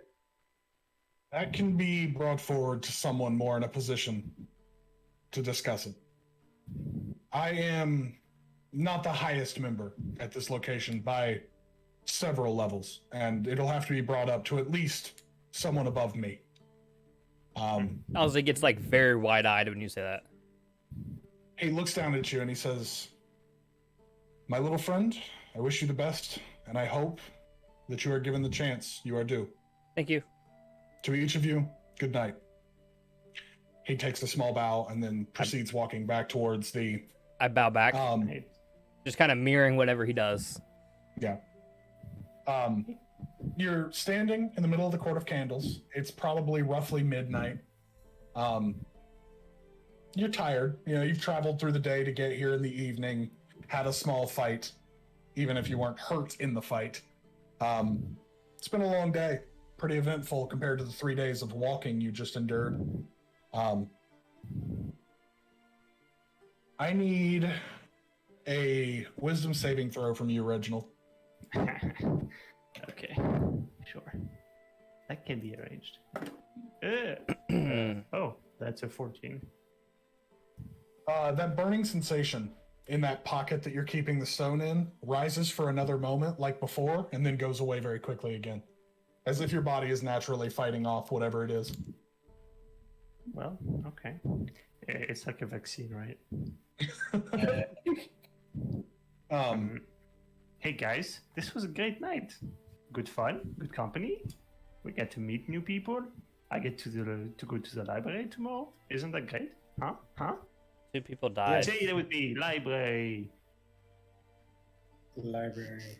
Woohoo! You hear a drunk guy from across the court. Library! Library. The sun is, the sun is not there at all. The moon is at its zenith. It's roughly midnight. The guard presence is a lot heavier in the court now, post the fight. A lot of guards came to look at the scene and see what happened, but it looked like once they saw Cobalt Soul, they kind of stayed out of the matter. With it all handled, you guys know of one inn in the nice end of town. Where do you plan on staying for the evening? Shall we just go back to the end? Yeah, Ian sounds good. Okay. We're going back to the inn in which we met Sir Unkillable. Well, he's probably not gonna go back there, right? That'd be dumb. Is it dumb of us to go back there, though? I suppose not. At least I did what Mary wanted. Are there still any members of the Cobalt Soul out? There are a What? few. Okay, I'll run up to one. Okay. Just FYI, when we first met him, he was hanging out at the, and I say whatever the name is, I forget what you said it was, something Homestead. Yeah, good homestead. Big homestead. Might want to keep an eye on it. The short halfling woman looks over at you with kind eyes and says, "Thank you for the information." About your height, roughly. So you guys go ahead and head to Theogrid's homestead? Yes. Yep. All right. Upon arriving, as you step in, the same old lady is still waiting the counter, Theo. She looks at the 3 of you. "Hello, gentlemen. Coming back for another drink?" No, a room. A room. Room for the evening is 10 silver.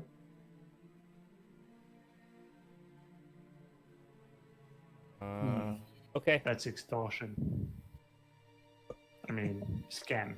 I don't know the word. Whatever. I hand her 10 silver. Okay. She takes the 10 silver from you, hands you a key. Will you be sharing, or do you each want your own rooms? I just look at the 2 and run up to my room. I pay 10 silver. Okay. So you get a key as well. Mateo, do you go with our goblin friend, or do you buy a room of your own? How much space is there in the room? How much space in the room? Yes. Um, Is there space she- for 2? She looks at you and she says, "There's one bed and a chair. You can do with I'm that not- what you will." I'm not sharing my room. And Reginald goes up. Or wherever. So Mateo is now alone with Theo. At about this point, you hear a cough from behind you, Mateo, as they're going up the stairs, and glancing over your shoulder, there sits Ogren. Oh, hey. Want to share a room? Ogren looks up from his drink with a wry grin and goes, "I don't think so.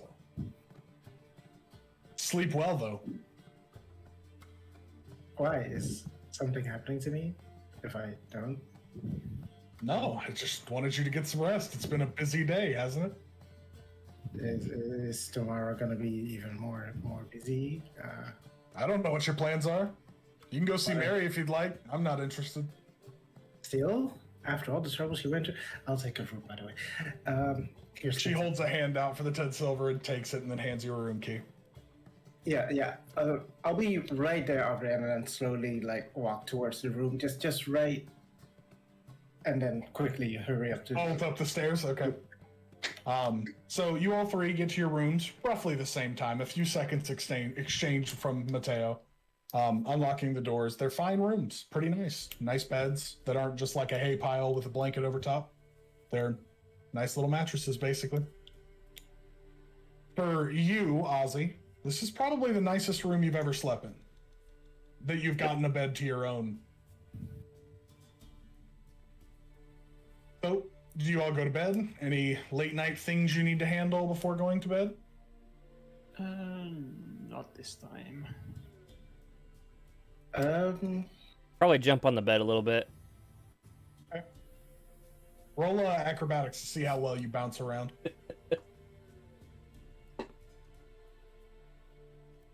5. That dice is You're pretty dead good to at me. this. You fall off a few times, but you get back up on that horse and have a good time. Yeah, that dice is now dead to me. Mateo, was there anything you needed to do? Let's see. First, I want to check if there's any mirrors in the room. There is one. Can I? So It's hanging loose. it's hanging loose. Yeah, it's on one nail, just hanging from the wall. Okay, I want to like take it out and then turn it around. Okay. And then go to You take it down, very careful to not look at it, flip it around and lean it against the wall. yeah, and then I'll go to sleep. All right. As the three of you go to rest, sleep comes very quickly. This long travel and having your first, nice night in a bed is a comfort. And for most of you, a night of good rest and good dreams come. For you, Reginald, you see Hell no. you see visions of a familiar face. A face that's akin to your own, but not at the same time. It twists and shifts, not in agony, but just changing with time, wavering in the wind. You awake in a cold sweat with your stone warm against your chest, giving a dull glow. And then sleep takes you again. Albeit a strange sleep, but a sleep nonetheless. As you all awaken for morning, it's a beautiful warm morning here in Rexxentrum. No clouds in the sky, just blue and a nice sun. Ozzy's up early and just downstairs waiting. Okay, just eating all the food in sight, I assume. Yeah, I mean, yeah. All right. Breakfast is included with the lodging, so you all come down at your separate hours. Some of you a little more weary than the others, slightly. Yeah, you have a great morning's breakfast. Theo is still up and still doing everything. You've not seen anyone else run the bar. As you all come down, Ozzy first, I would assume. Ogren is sitting at a table, drinking. Just sitting there. As if nothing even happened, just like you found him. I'm just gonna ignore Ogren this time and just pretend he's not there. Okay. Ozzy? Yeah, I'm just gonna kind of like stop as soon as I see him real quick. And just like, uh-oh.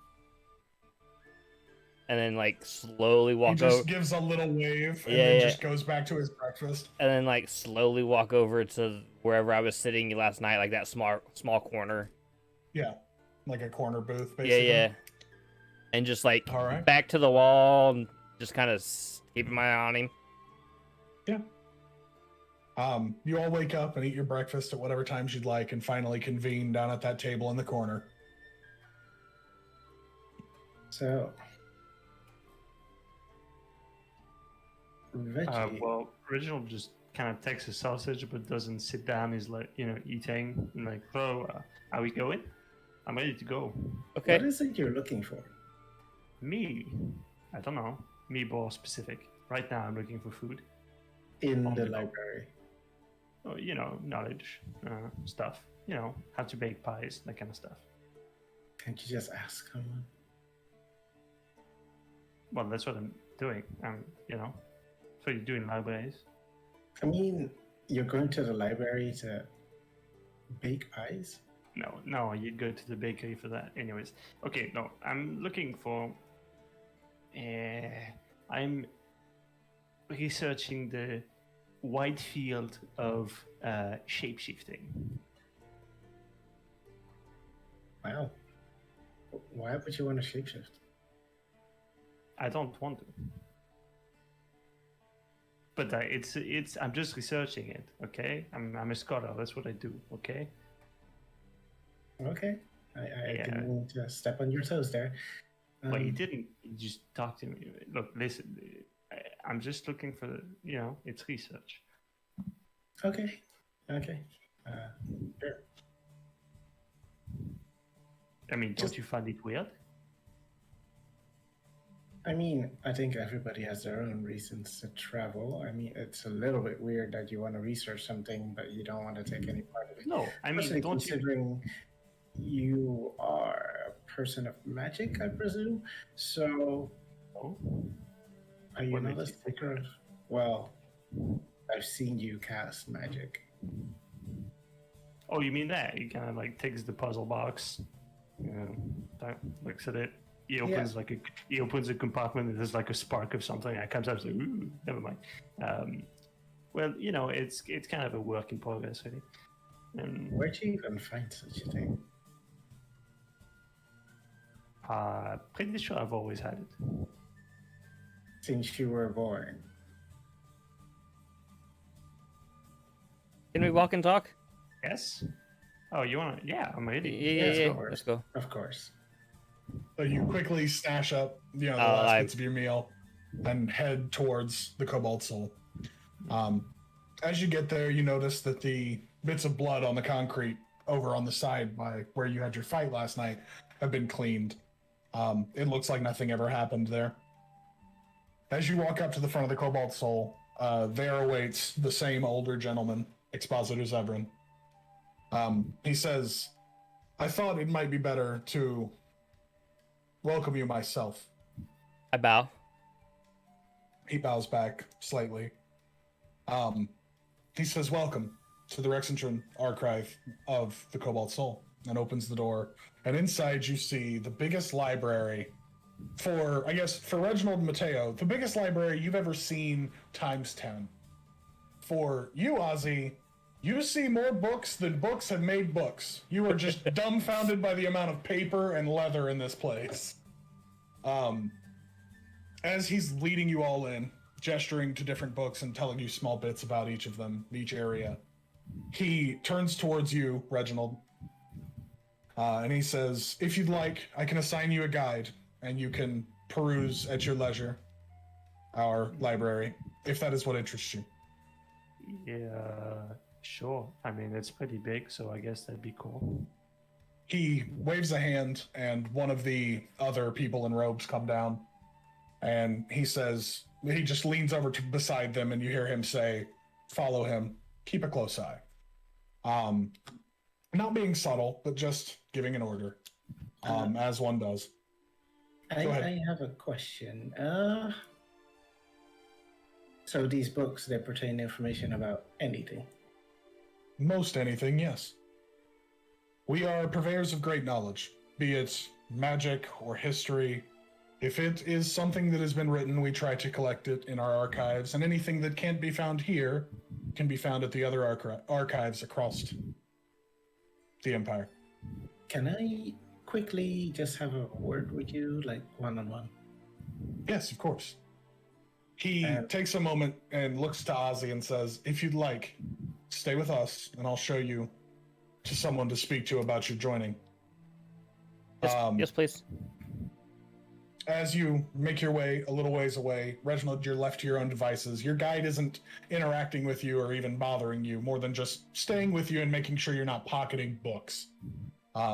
So you're free to look for what you'd like. If you'd like to either message me or tell everyone, it doesn't matter, whatever you're looking for. Yeah, I'm just gonna be asking the guide, I guess. Looking around for pretty much any starting literature on shapeshifting and memory manipulation. Okay, so a little bit of, okay. Small time and leads you towards a section that is mostly a large section on books on transmutation in general, large scale and small scale, depending on what you need. There are ancient books. If you'd like to, go ahead and roll either a history or an arcana check for me to see what you find. I think I've got the same bonus, but I would say I would try for a history angle because, 17. You find it looks like a book it looks relatively old. The binding is a little worn, and on the front it says A Beginner's Guide to Vampires. And it is basically like the book that they would give to a fledgling vampire hunter in times where there were still guilds dedicated to just vampire hunters. Vampire hunting for dummies. Yeah, basically. You can go ahead and start reading through that. It'll take you some time. Mateo and Ozzy, Zevran takes takes you on a short walk into a different area. It looks like a small sparring grounds with a sand pit that's recessed a few feet down. And you see people doing practice exercises and sparring. Moving in ways you've probably both never seen before. Ozzy, you've seen a little bit of it, but this is combat in motion that is almost like a dance. Ozzy is just in awe. Zevran turns towards you, Mateo, and he says, "Now, what was it you'd like to ask?" I am looking for information about creatures with like tentacle faces. I am not quite sure what the word is for them. He thinks for a moment, and he's like, "There are many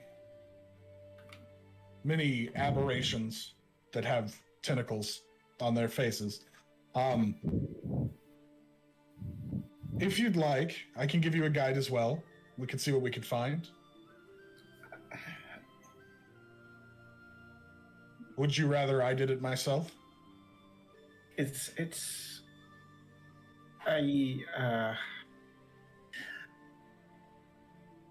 is between us, right? I have no reason to tell anyone else. They tend to put things into people's heads, and then you become one of them. That's a much more precise thing. I can find you a few books on the Illithid. He takes a moment and waves someone over, and it's another, fairly lightly dressed, robed figure. He leans over and he's like, "Take him into the section for creatures and find the book on Illithids." The guy walks away and he waves for you to follow him, basically. I will. At this point, Zevran turns to you, Ozzy. Ozzy just kind of like slowly watching the guys sparring, like shadowboxing as they were having this conversation, just kind of like mimicking a little bit. Right. But not like not full on like punching, trying hard, just kind of like watching and just like trying to pick up what you can. Yeah. He turns to you and he's like, "So, if I may ask, why do you want to join the Cobalt Soul?" I mean, I saw one once, and they were kind of cool. Like, they kicked the living crap out of a bunch of goblins, and I kind of like, tilt my head down. Right. He takes a moment looking at you kind of closely, trying to get a read on what your point is. And he's like, "Let's go talk to someone who might know better what to do with you." Okay. He leads you up some stairs. They wind up and into a second level that kind of overhangs most of the library. It's like half the building. It covers the sparring side, but the library itself is much taller and open air.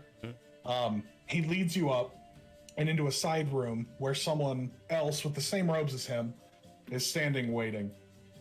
As he comes in, he bows deeply. I bow. And he says, Sila, I have a strange request. This woman turns towards you, a human in her mid-30s, dark hair. She turns and looks you once over, looks at Zevran, and says, don't tell me you want me to teach another one. And Zevran, gray hair hanging, looks at her and goes, I don't teach as well as I used to, and you seem to have a way with the more eccentric students. Do it for me. I'm going to go ahead and roll a persuasion check for Zevran to see what Saya thinks. Wait, what was her name? Her name is, as far as you know, her name is just Saya, S-I-A. She looks at you with eyes that could pierce stone. Dark caramel brown, sharp. She looks at you as if she's seeing right through you, and she knows everything you've ever done. It's a strange feeling to be looked through the way someone would read a book. Mm-hmm. She goes, I don't know your reasoning for wanting to become one of us, but I respect the tenacity with which you follow. We'll see what you're capable of. And Zevran, with a small smile, looks at you and says, I've done what I can. We'll see what you become. Thank you. He bows deeply and steps out of the room. I bow back. At that point, Saya looks at you and goes, just FYI, I'm still covered. Yeah, you're all covered up. Yeah, okay. She looks at you with those same intense eyes and says, there's much to learn. These will not be easy days. But as long as you don't fail or betray us, as others have before, there's always place for one more.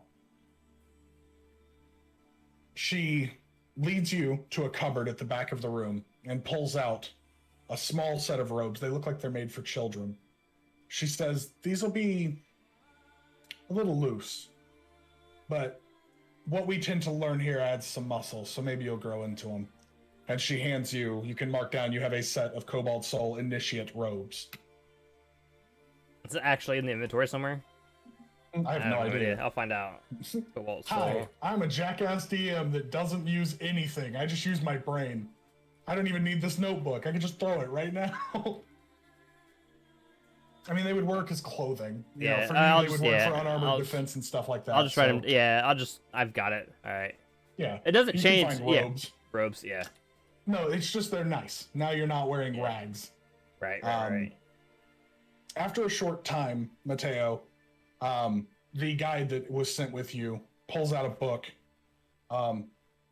What languages do you speak? Let me quickly check. I speak Common, Undercommon, and Deep Speech. This book is actually written in Undercommon, and it is basically what makes out to Underdark Explorer's Guide, Escaping Illithids. It's a fictional tale. It's basically like a book a kid would read. Think like secondary school kids reading, silly fictional novels about monsters. Percy Jackson or something like that. Yeah. He says, he looks at you and he's like, I'm sorry I can't do more. There's not a lot of written history, but what is in this book is surprisingly accurate as far as the Cobalt Soul knows. It might help some. Well, I thank you. Do you mind if I read it? You can read all you'd like. I will be over here. And he gestures toward the table where you see Reginald is like rapidly flicking through book after book, just tearing into knowledge. And you notice that the guy that was with Reginald has taken kind of a watching position, and the one that was with you takes another watching position over this one table that you're both seated at, for as much as you'd like to read. What are you looking for in said book? I'm looking for a way to find them. To find Illithid? Yes. Okay. Go ahead and roll history for me And I'm to also see how well you can navigate the book. I'm also looking for what it says about having one potentially in your mind, or like how to get rid of it, or anything like that. So anything referring to tadpoles, understood? Yes. I rolled a 12. Okay. After some searching, we'll say for the next few hours, the three of you go after your different pursuits inside this Cobalt Soul sanctum.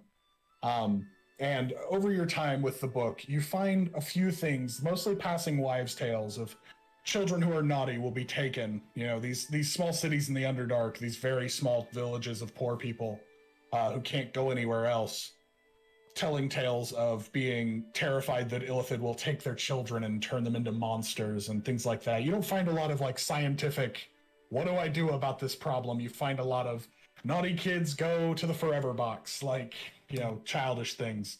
The book isn't a great help for what you're looking for, but it at least gives you some solace in knowing people might know something. You just have to keep looking. For you, Reginald, you find a lot of beginner's stuff referring to the transmutation of human matter and things like that. You find people attempting, you know, true polymorph and things like, you know, very high-level spells and the repercussions that can happen if you're not powerful enough to cast them. People being torn apart by the magical energies that are trying to, change their form permanently, and the bad things that can happen in shape-shifting. You also find a few things referring to the vampire's ability to shapeshift into different animal forms, but nothing more than normal animals or human, their one human form that most have. You find a few things about like shape-changing creatures that change shapes actively, but it's mostly wives' tales and hearsay. Okay. Here's what I want to do. I want to take a picture of my pendant and do a Google search with it. Okay. That's Yeah, what I so wanna... you want to basically run around in there trying to find anything referring to your pendant? Nah, but basically, I guess I'll just turn to my guide, and show him my pendant. Be like, have you ever seen? This is a long shot, but have you ever seen this before? I'm gonna go ahead and roll to see if he knows anything about it. He looks at you and he's like, I can't say I know. It's a fine rock. I don't know what kind. We have books on geology and the like, if you'd like books about rocks. Ugh. No, I don't think that's gonna help. Well, then I'm very sorry. Yeah. Well, would you know maybe who I should talk to if I want to know more about? Because this is not just a rock. You get it, right? Is it a rock? It's a boulder. Sorry. But I'd like to understand what it is and what it does and where it comes from. So who should I talk to do that? He looks at you with kind of a shifty eye, glancing around his surroundings, and very quickly takes a piece of paper and scribbles down. It's just common. It says, look for mages. You get the feeling it's probably a faux pas to talk about mages in here, that they don't allow a lot of mages in because of, for whatever reason. You don't really know. Not being from the Empire, you're not entirely familiar with why they'd be weird about mages in the Cobalt Soul. And I just take the paper like, weirdo, and I, take the rest of my books and, keep, basically until the rest are done, I'm just going to keep, reading here and there. Okay. Ozzy, over the next hour, 2 hours, 3 hours, as everyone is reading over their books and trying to find what they need, they put you through the ringer. Basically, they take you into a private sparring room, another sand pit. The floor is ringed with stone, and the ground is recessed probably about a 6-inch, 8-inch gap. And they one of the people that's standing around the ring, steps in with you, and Saya watches over while you try to combat them. What I'd like you to do for me is go ahead and roll 3 athletics and 3 acrobatics checks for me to see how well you perform. Okay. If you succeed 3 times, you join the circus. This might be easier just to do this. Did 3 acrobatics and 3 athletics? Yep. Alright, so here's my acrobatics. 4. 3. That's not good. There it goes. And 19. Okay. So 1 success. Athletics. 17. 2 successes. 6. Okay. Do I need another one? After it's Or- all said and done, That was only 2 of those. Do I need one more of the athletics? yeah, get one more. I don't know that it matters because it's a 6 as well. Okay. Fuck you, D&D Beyond's digital dice. Not really. Not really. D&D Beyond is amazing, and I love it. Over the course of the next few hours, the different people stepping in try to teach you the beginning of blocking and moving and striking, and you're having a hard time at getting used to it. You don't have as much reach as your opponents, and you're having to learn little differences to each technique to make them work for you in your small form. But you're doing better than some would. Towards the end of it, Expositor Sia turns towards you and she says, "You move well for a goblin."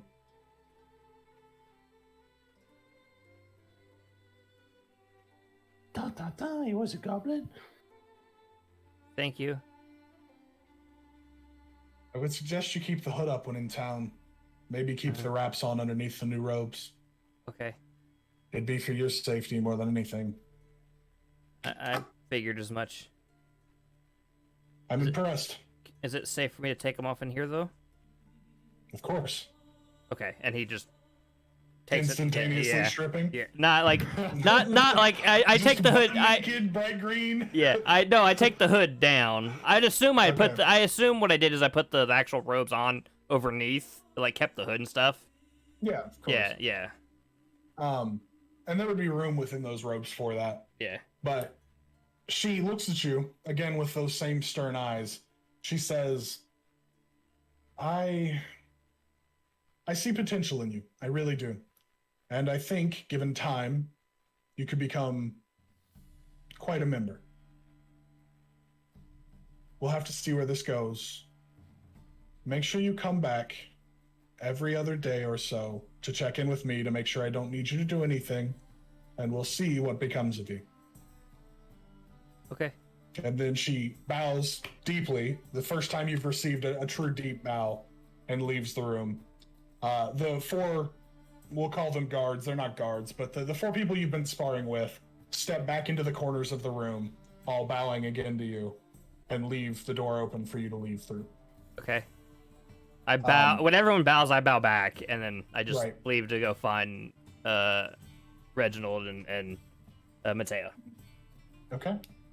As you step out, you see them both, probably wrapping up hours of research on these different books and finding things. For the both of you, you've had enough time to look for other books and other subjects, so if there's any questions you want to ask, you can either ask me now, or you can message me and we can figure that out outside of, stream. Yeah. Right in the dawn, eh? Okay. So if any questions come up, just ask and we'll see what you can find. We'll just do some rolls outside of the game. So you're all brought back together inside the Cobalt Soul. No one's forcing you out. You can do more research if you'd like, or you can head out. You haven't eaten lunch, and it's probably getting to be noon, 1, 2, somewhere in that area. The sun is high. And each of you would have a high enough perception to hear music outside. Very beautiful music, like lively, happy music.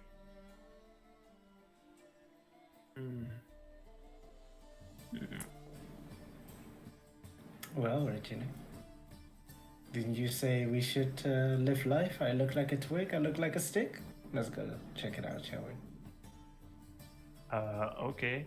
Well, after you. Do we need to wait for Aussie? At about this point, Ozzy would be coming up wearing new robes. Oh my! Head down and everything, like full goblin. Not a sight you see a whole You- lot. Yeah. How do you feel? Good. And Say it, good. you were so excited. What happened? That's for me to know. Freaking deer in the headlights. Look. Yeah, like kind of, but like he's like, That's should I- Ozzy, the whole character. Right, like, right. He's like, I don't know that I should tell you our secrets. Oh, really? So, would you get in, and that is how you thank us? Wow. Okay. Are Incredible. these And secrets thank going to you. be helpful? Maybe one day. Hmm. I still have more training to do. Mhm. So you got accepted. I think so. She told me to I'm come really back in a happy for couple you. days. More training. Truly, truly happy. for More you. training. Training. Anyway, there's I think some kind of commotion going outside. Perhaps a festival party. How about we go out and celebrate you? You know, your initiation or Okay. whatever it is, and have some fun. Indoctrination, maybe? Okay. So as you all step out of the Cobalt Observatory, we'll say, Hood back the up. guides that were with both of you. Yeah. Yeah, of course. Wrap Yeah, back yeah, up yeah. to hide yourself. The guides that were with both of you politely ask to get the books back from you. I assume you're giving everything back, the both Oh, of you? yeah. Yeah. Whack it with it. They take back the small pile of books between the two of you and put them back in their rightful places as you're leaving. As you step outside, the not so lively Court of Candles from the night before is now very lively. Lots of people out. There are like small ribbons hung from different posts that are kind of blowing in the wind, and there's music being played. It looks to be that there is some sort of a festival happening. It isn't a holiday for those of you who are, familiar with human holidays, but it doesn't seem that it needs to be one. It just looks like it's probably like a gala or a festival of some kind. People are lively. There's food, fresh food that's being cooked, smells delicious in the air, meats and salads and all kinds of different things. And the atmosphere is just, lively and happy out here. And all of the merchants are out peddling goods. The town criers are, silent for once in their lives, not screaming the news to everyone that can hear.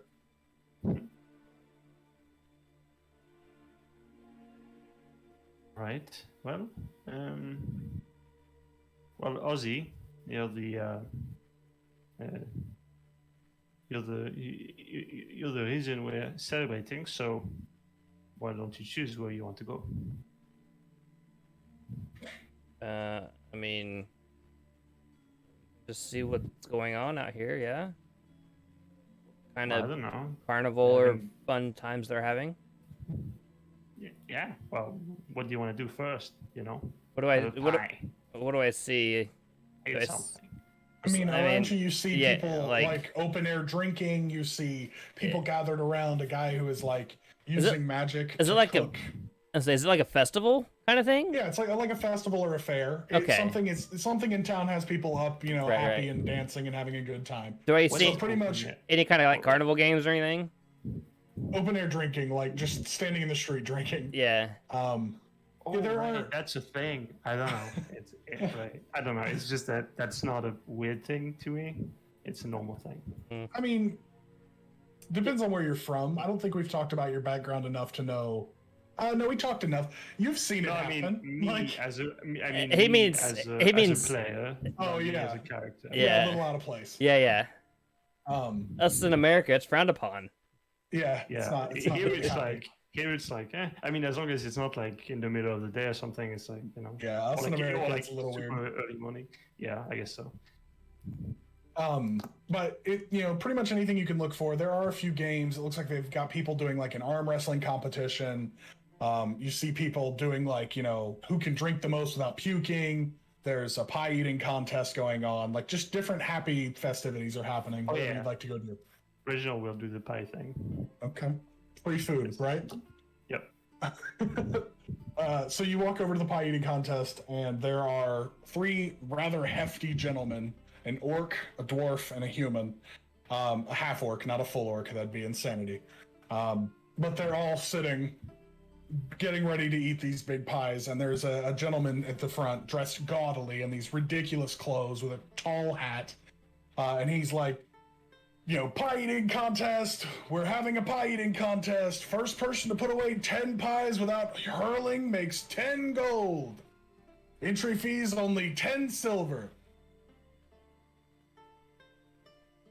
I mean, all right, I'll take it. 10 silver. That's like most of my wealth, but whatever. It's worth it. First bank of Reginald just went default. So he takes your 10 silver, guides you gently towards one of the seats next to the big half-orc gentleman. And after a short time, the competition begins. Now, what I need from you is a Constitution saving throw for each consecutive pie. Shit. 11? 18? Do I just keep rolling forever? How many pies are there? We'll just go for the first 5 to see how you're doing. All right, 13 for the third. Cocked. Oh god, natural 1. And finally, 14. Okay, so... Did I roll once too many? Whatever. Yeah, it doesn't matter. There was way too many rolls there anyway. So as it gets started, the big portly dwarf gentleman makes it 2 pies before immediately spraying the crowd that is collected. Ugh. It comes down after the 5th pie to you and the half-orc gentleman. I need one more Constitution saving throw from you to see if you can keep down the final pie. The final pie sounds like a parody movie or something. God, fuck. 6. So you both grit down on these giant pies, tearing into them as fast as you can, filthy in the face, when suddenly you both, in unison, throw up more pie than any one human should ever eat. The man calls out, "It's a tie! We split the winnings!" He comes to both of you, hands you both 5 gold, 1 in each hand. The half-orc takes his 5 gold, and you take yours. God damn, I'm 5 silver away from being able to cast Fun Familiar again. So close. How much silver do you need? 5. Oh. It's fine. It's fine. I'll get there.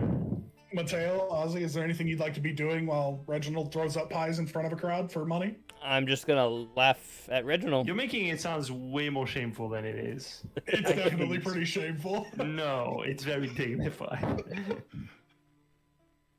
I'd like to see if there's any like singing and dancing and just people having a good time. See if Yeah. I can, The area that you were checking out before, where you were talking to people in that one section of the courtyard, has kind of become like a go-to dancing space. There's a band playing just raucous, wild music, and there's probably 20 or so people all just dancing and having a good time, sharing drinks and being jolly. Okay, so Mateo can dance, but he would like to join in after checking if Ogrin, is not there. Then If Ogren is around, go ahead and roll perception for me. okay, perception.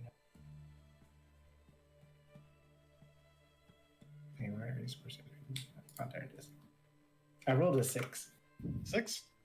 You check the crowd pretty hastily because you're excited to get to the dancing and drinking. You don't see Ogren.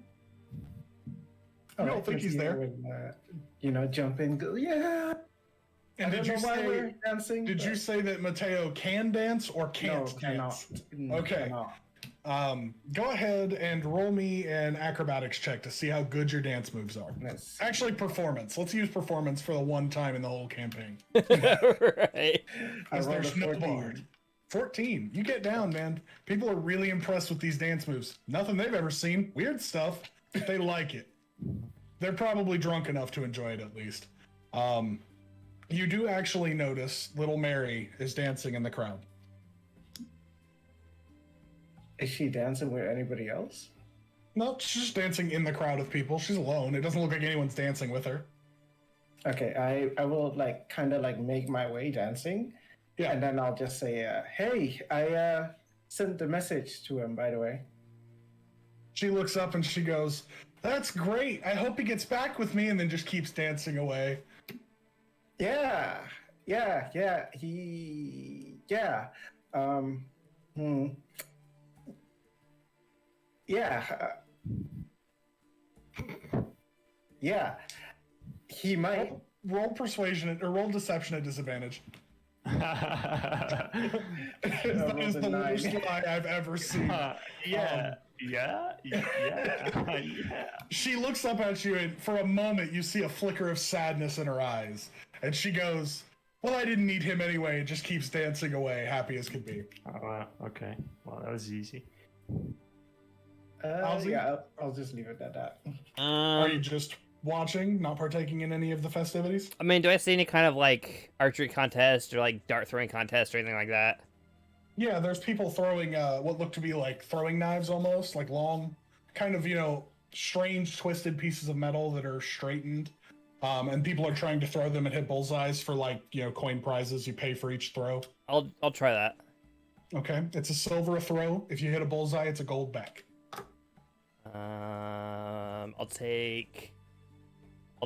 I'll put down 5 silver. Okay. Go ahead and roll a d20 for me with your dex mod. If you roll above a 20, it's a bullseye with your modifier added. If I roll above a 20? Yes. So a 20 or above is a bullseye. Okay. Let's see if you lose some money or win some money, bud. Lose. Lose. Lose. Lose. How many was that? 5? I think that was 4. All right, we'll go one more. Lose. Maybe they weighted the throwing daggers. You've thrown stuff a lot. That's pretty unbelievable that you couldn't hit a bullseye. But you've all enjoyed your festivities. The things are winding down for the evening now, I would assume. Spending a few hours doing your different things and just drinking and enjoying a nice day. It seems like the gala is coming to a close. At about the start of sundown, early evening, you notice that the 8 towers that you saw before, the ones that kind of shimmer in the sunlight, have each turned a different color. These spirals of magic twisting up them. You see each of them glowing in different shades, and one of them not glowing at all, for whatever reason.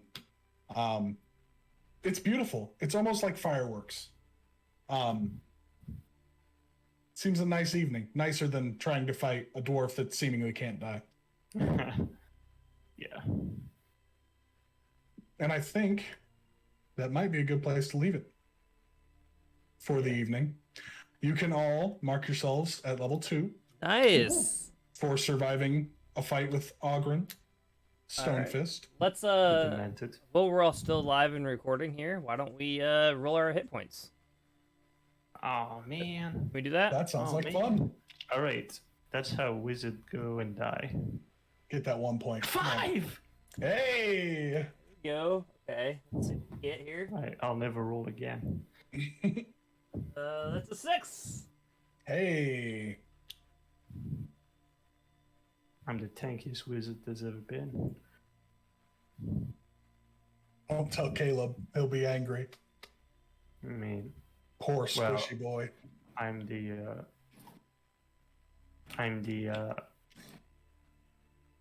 tankiest non-transmutation wizard that you've ever seen. Let's see. So I have to roll a 1d6, right? Yep. Yeah, I think so. Yeah. Okay. And I rolled a 5. Those are all really good rolls, guys. Congrats.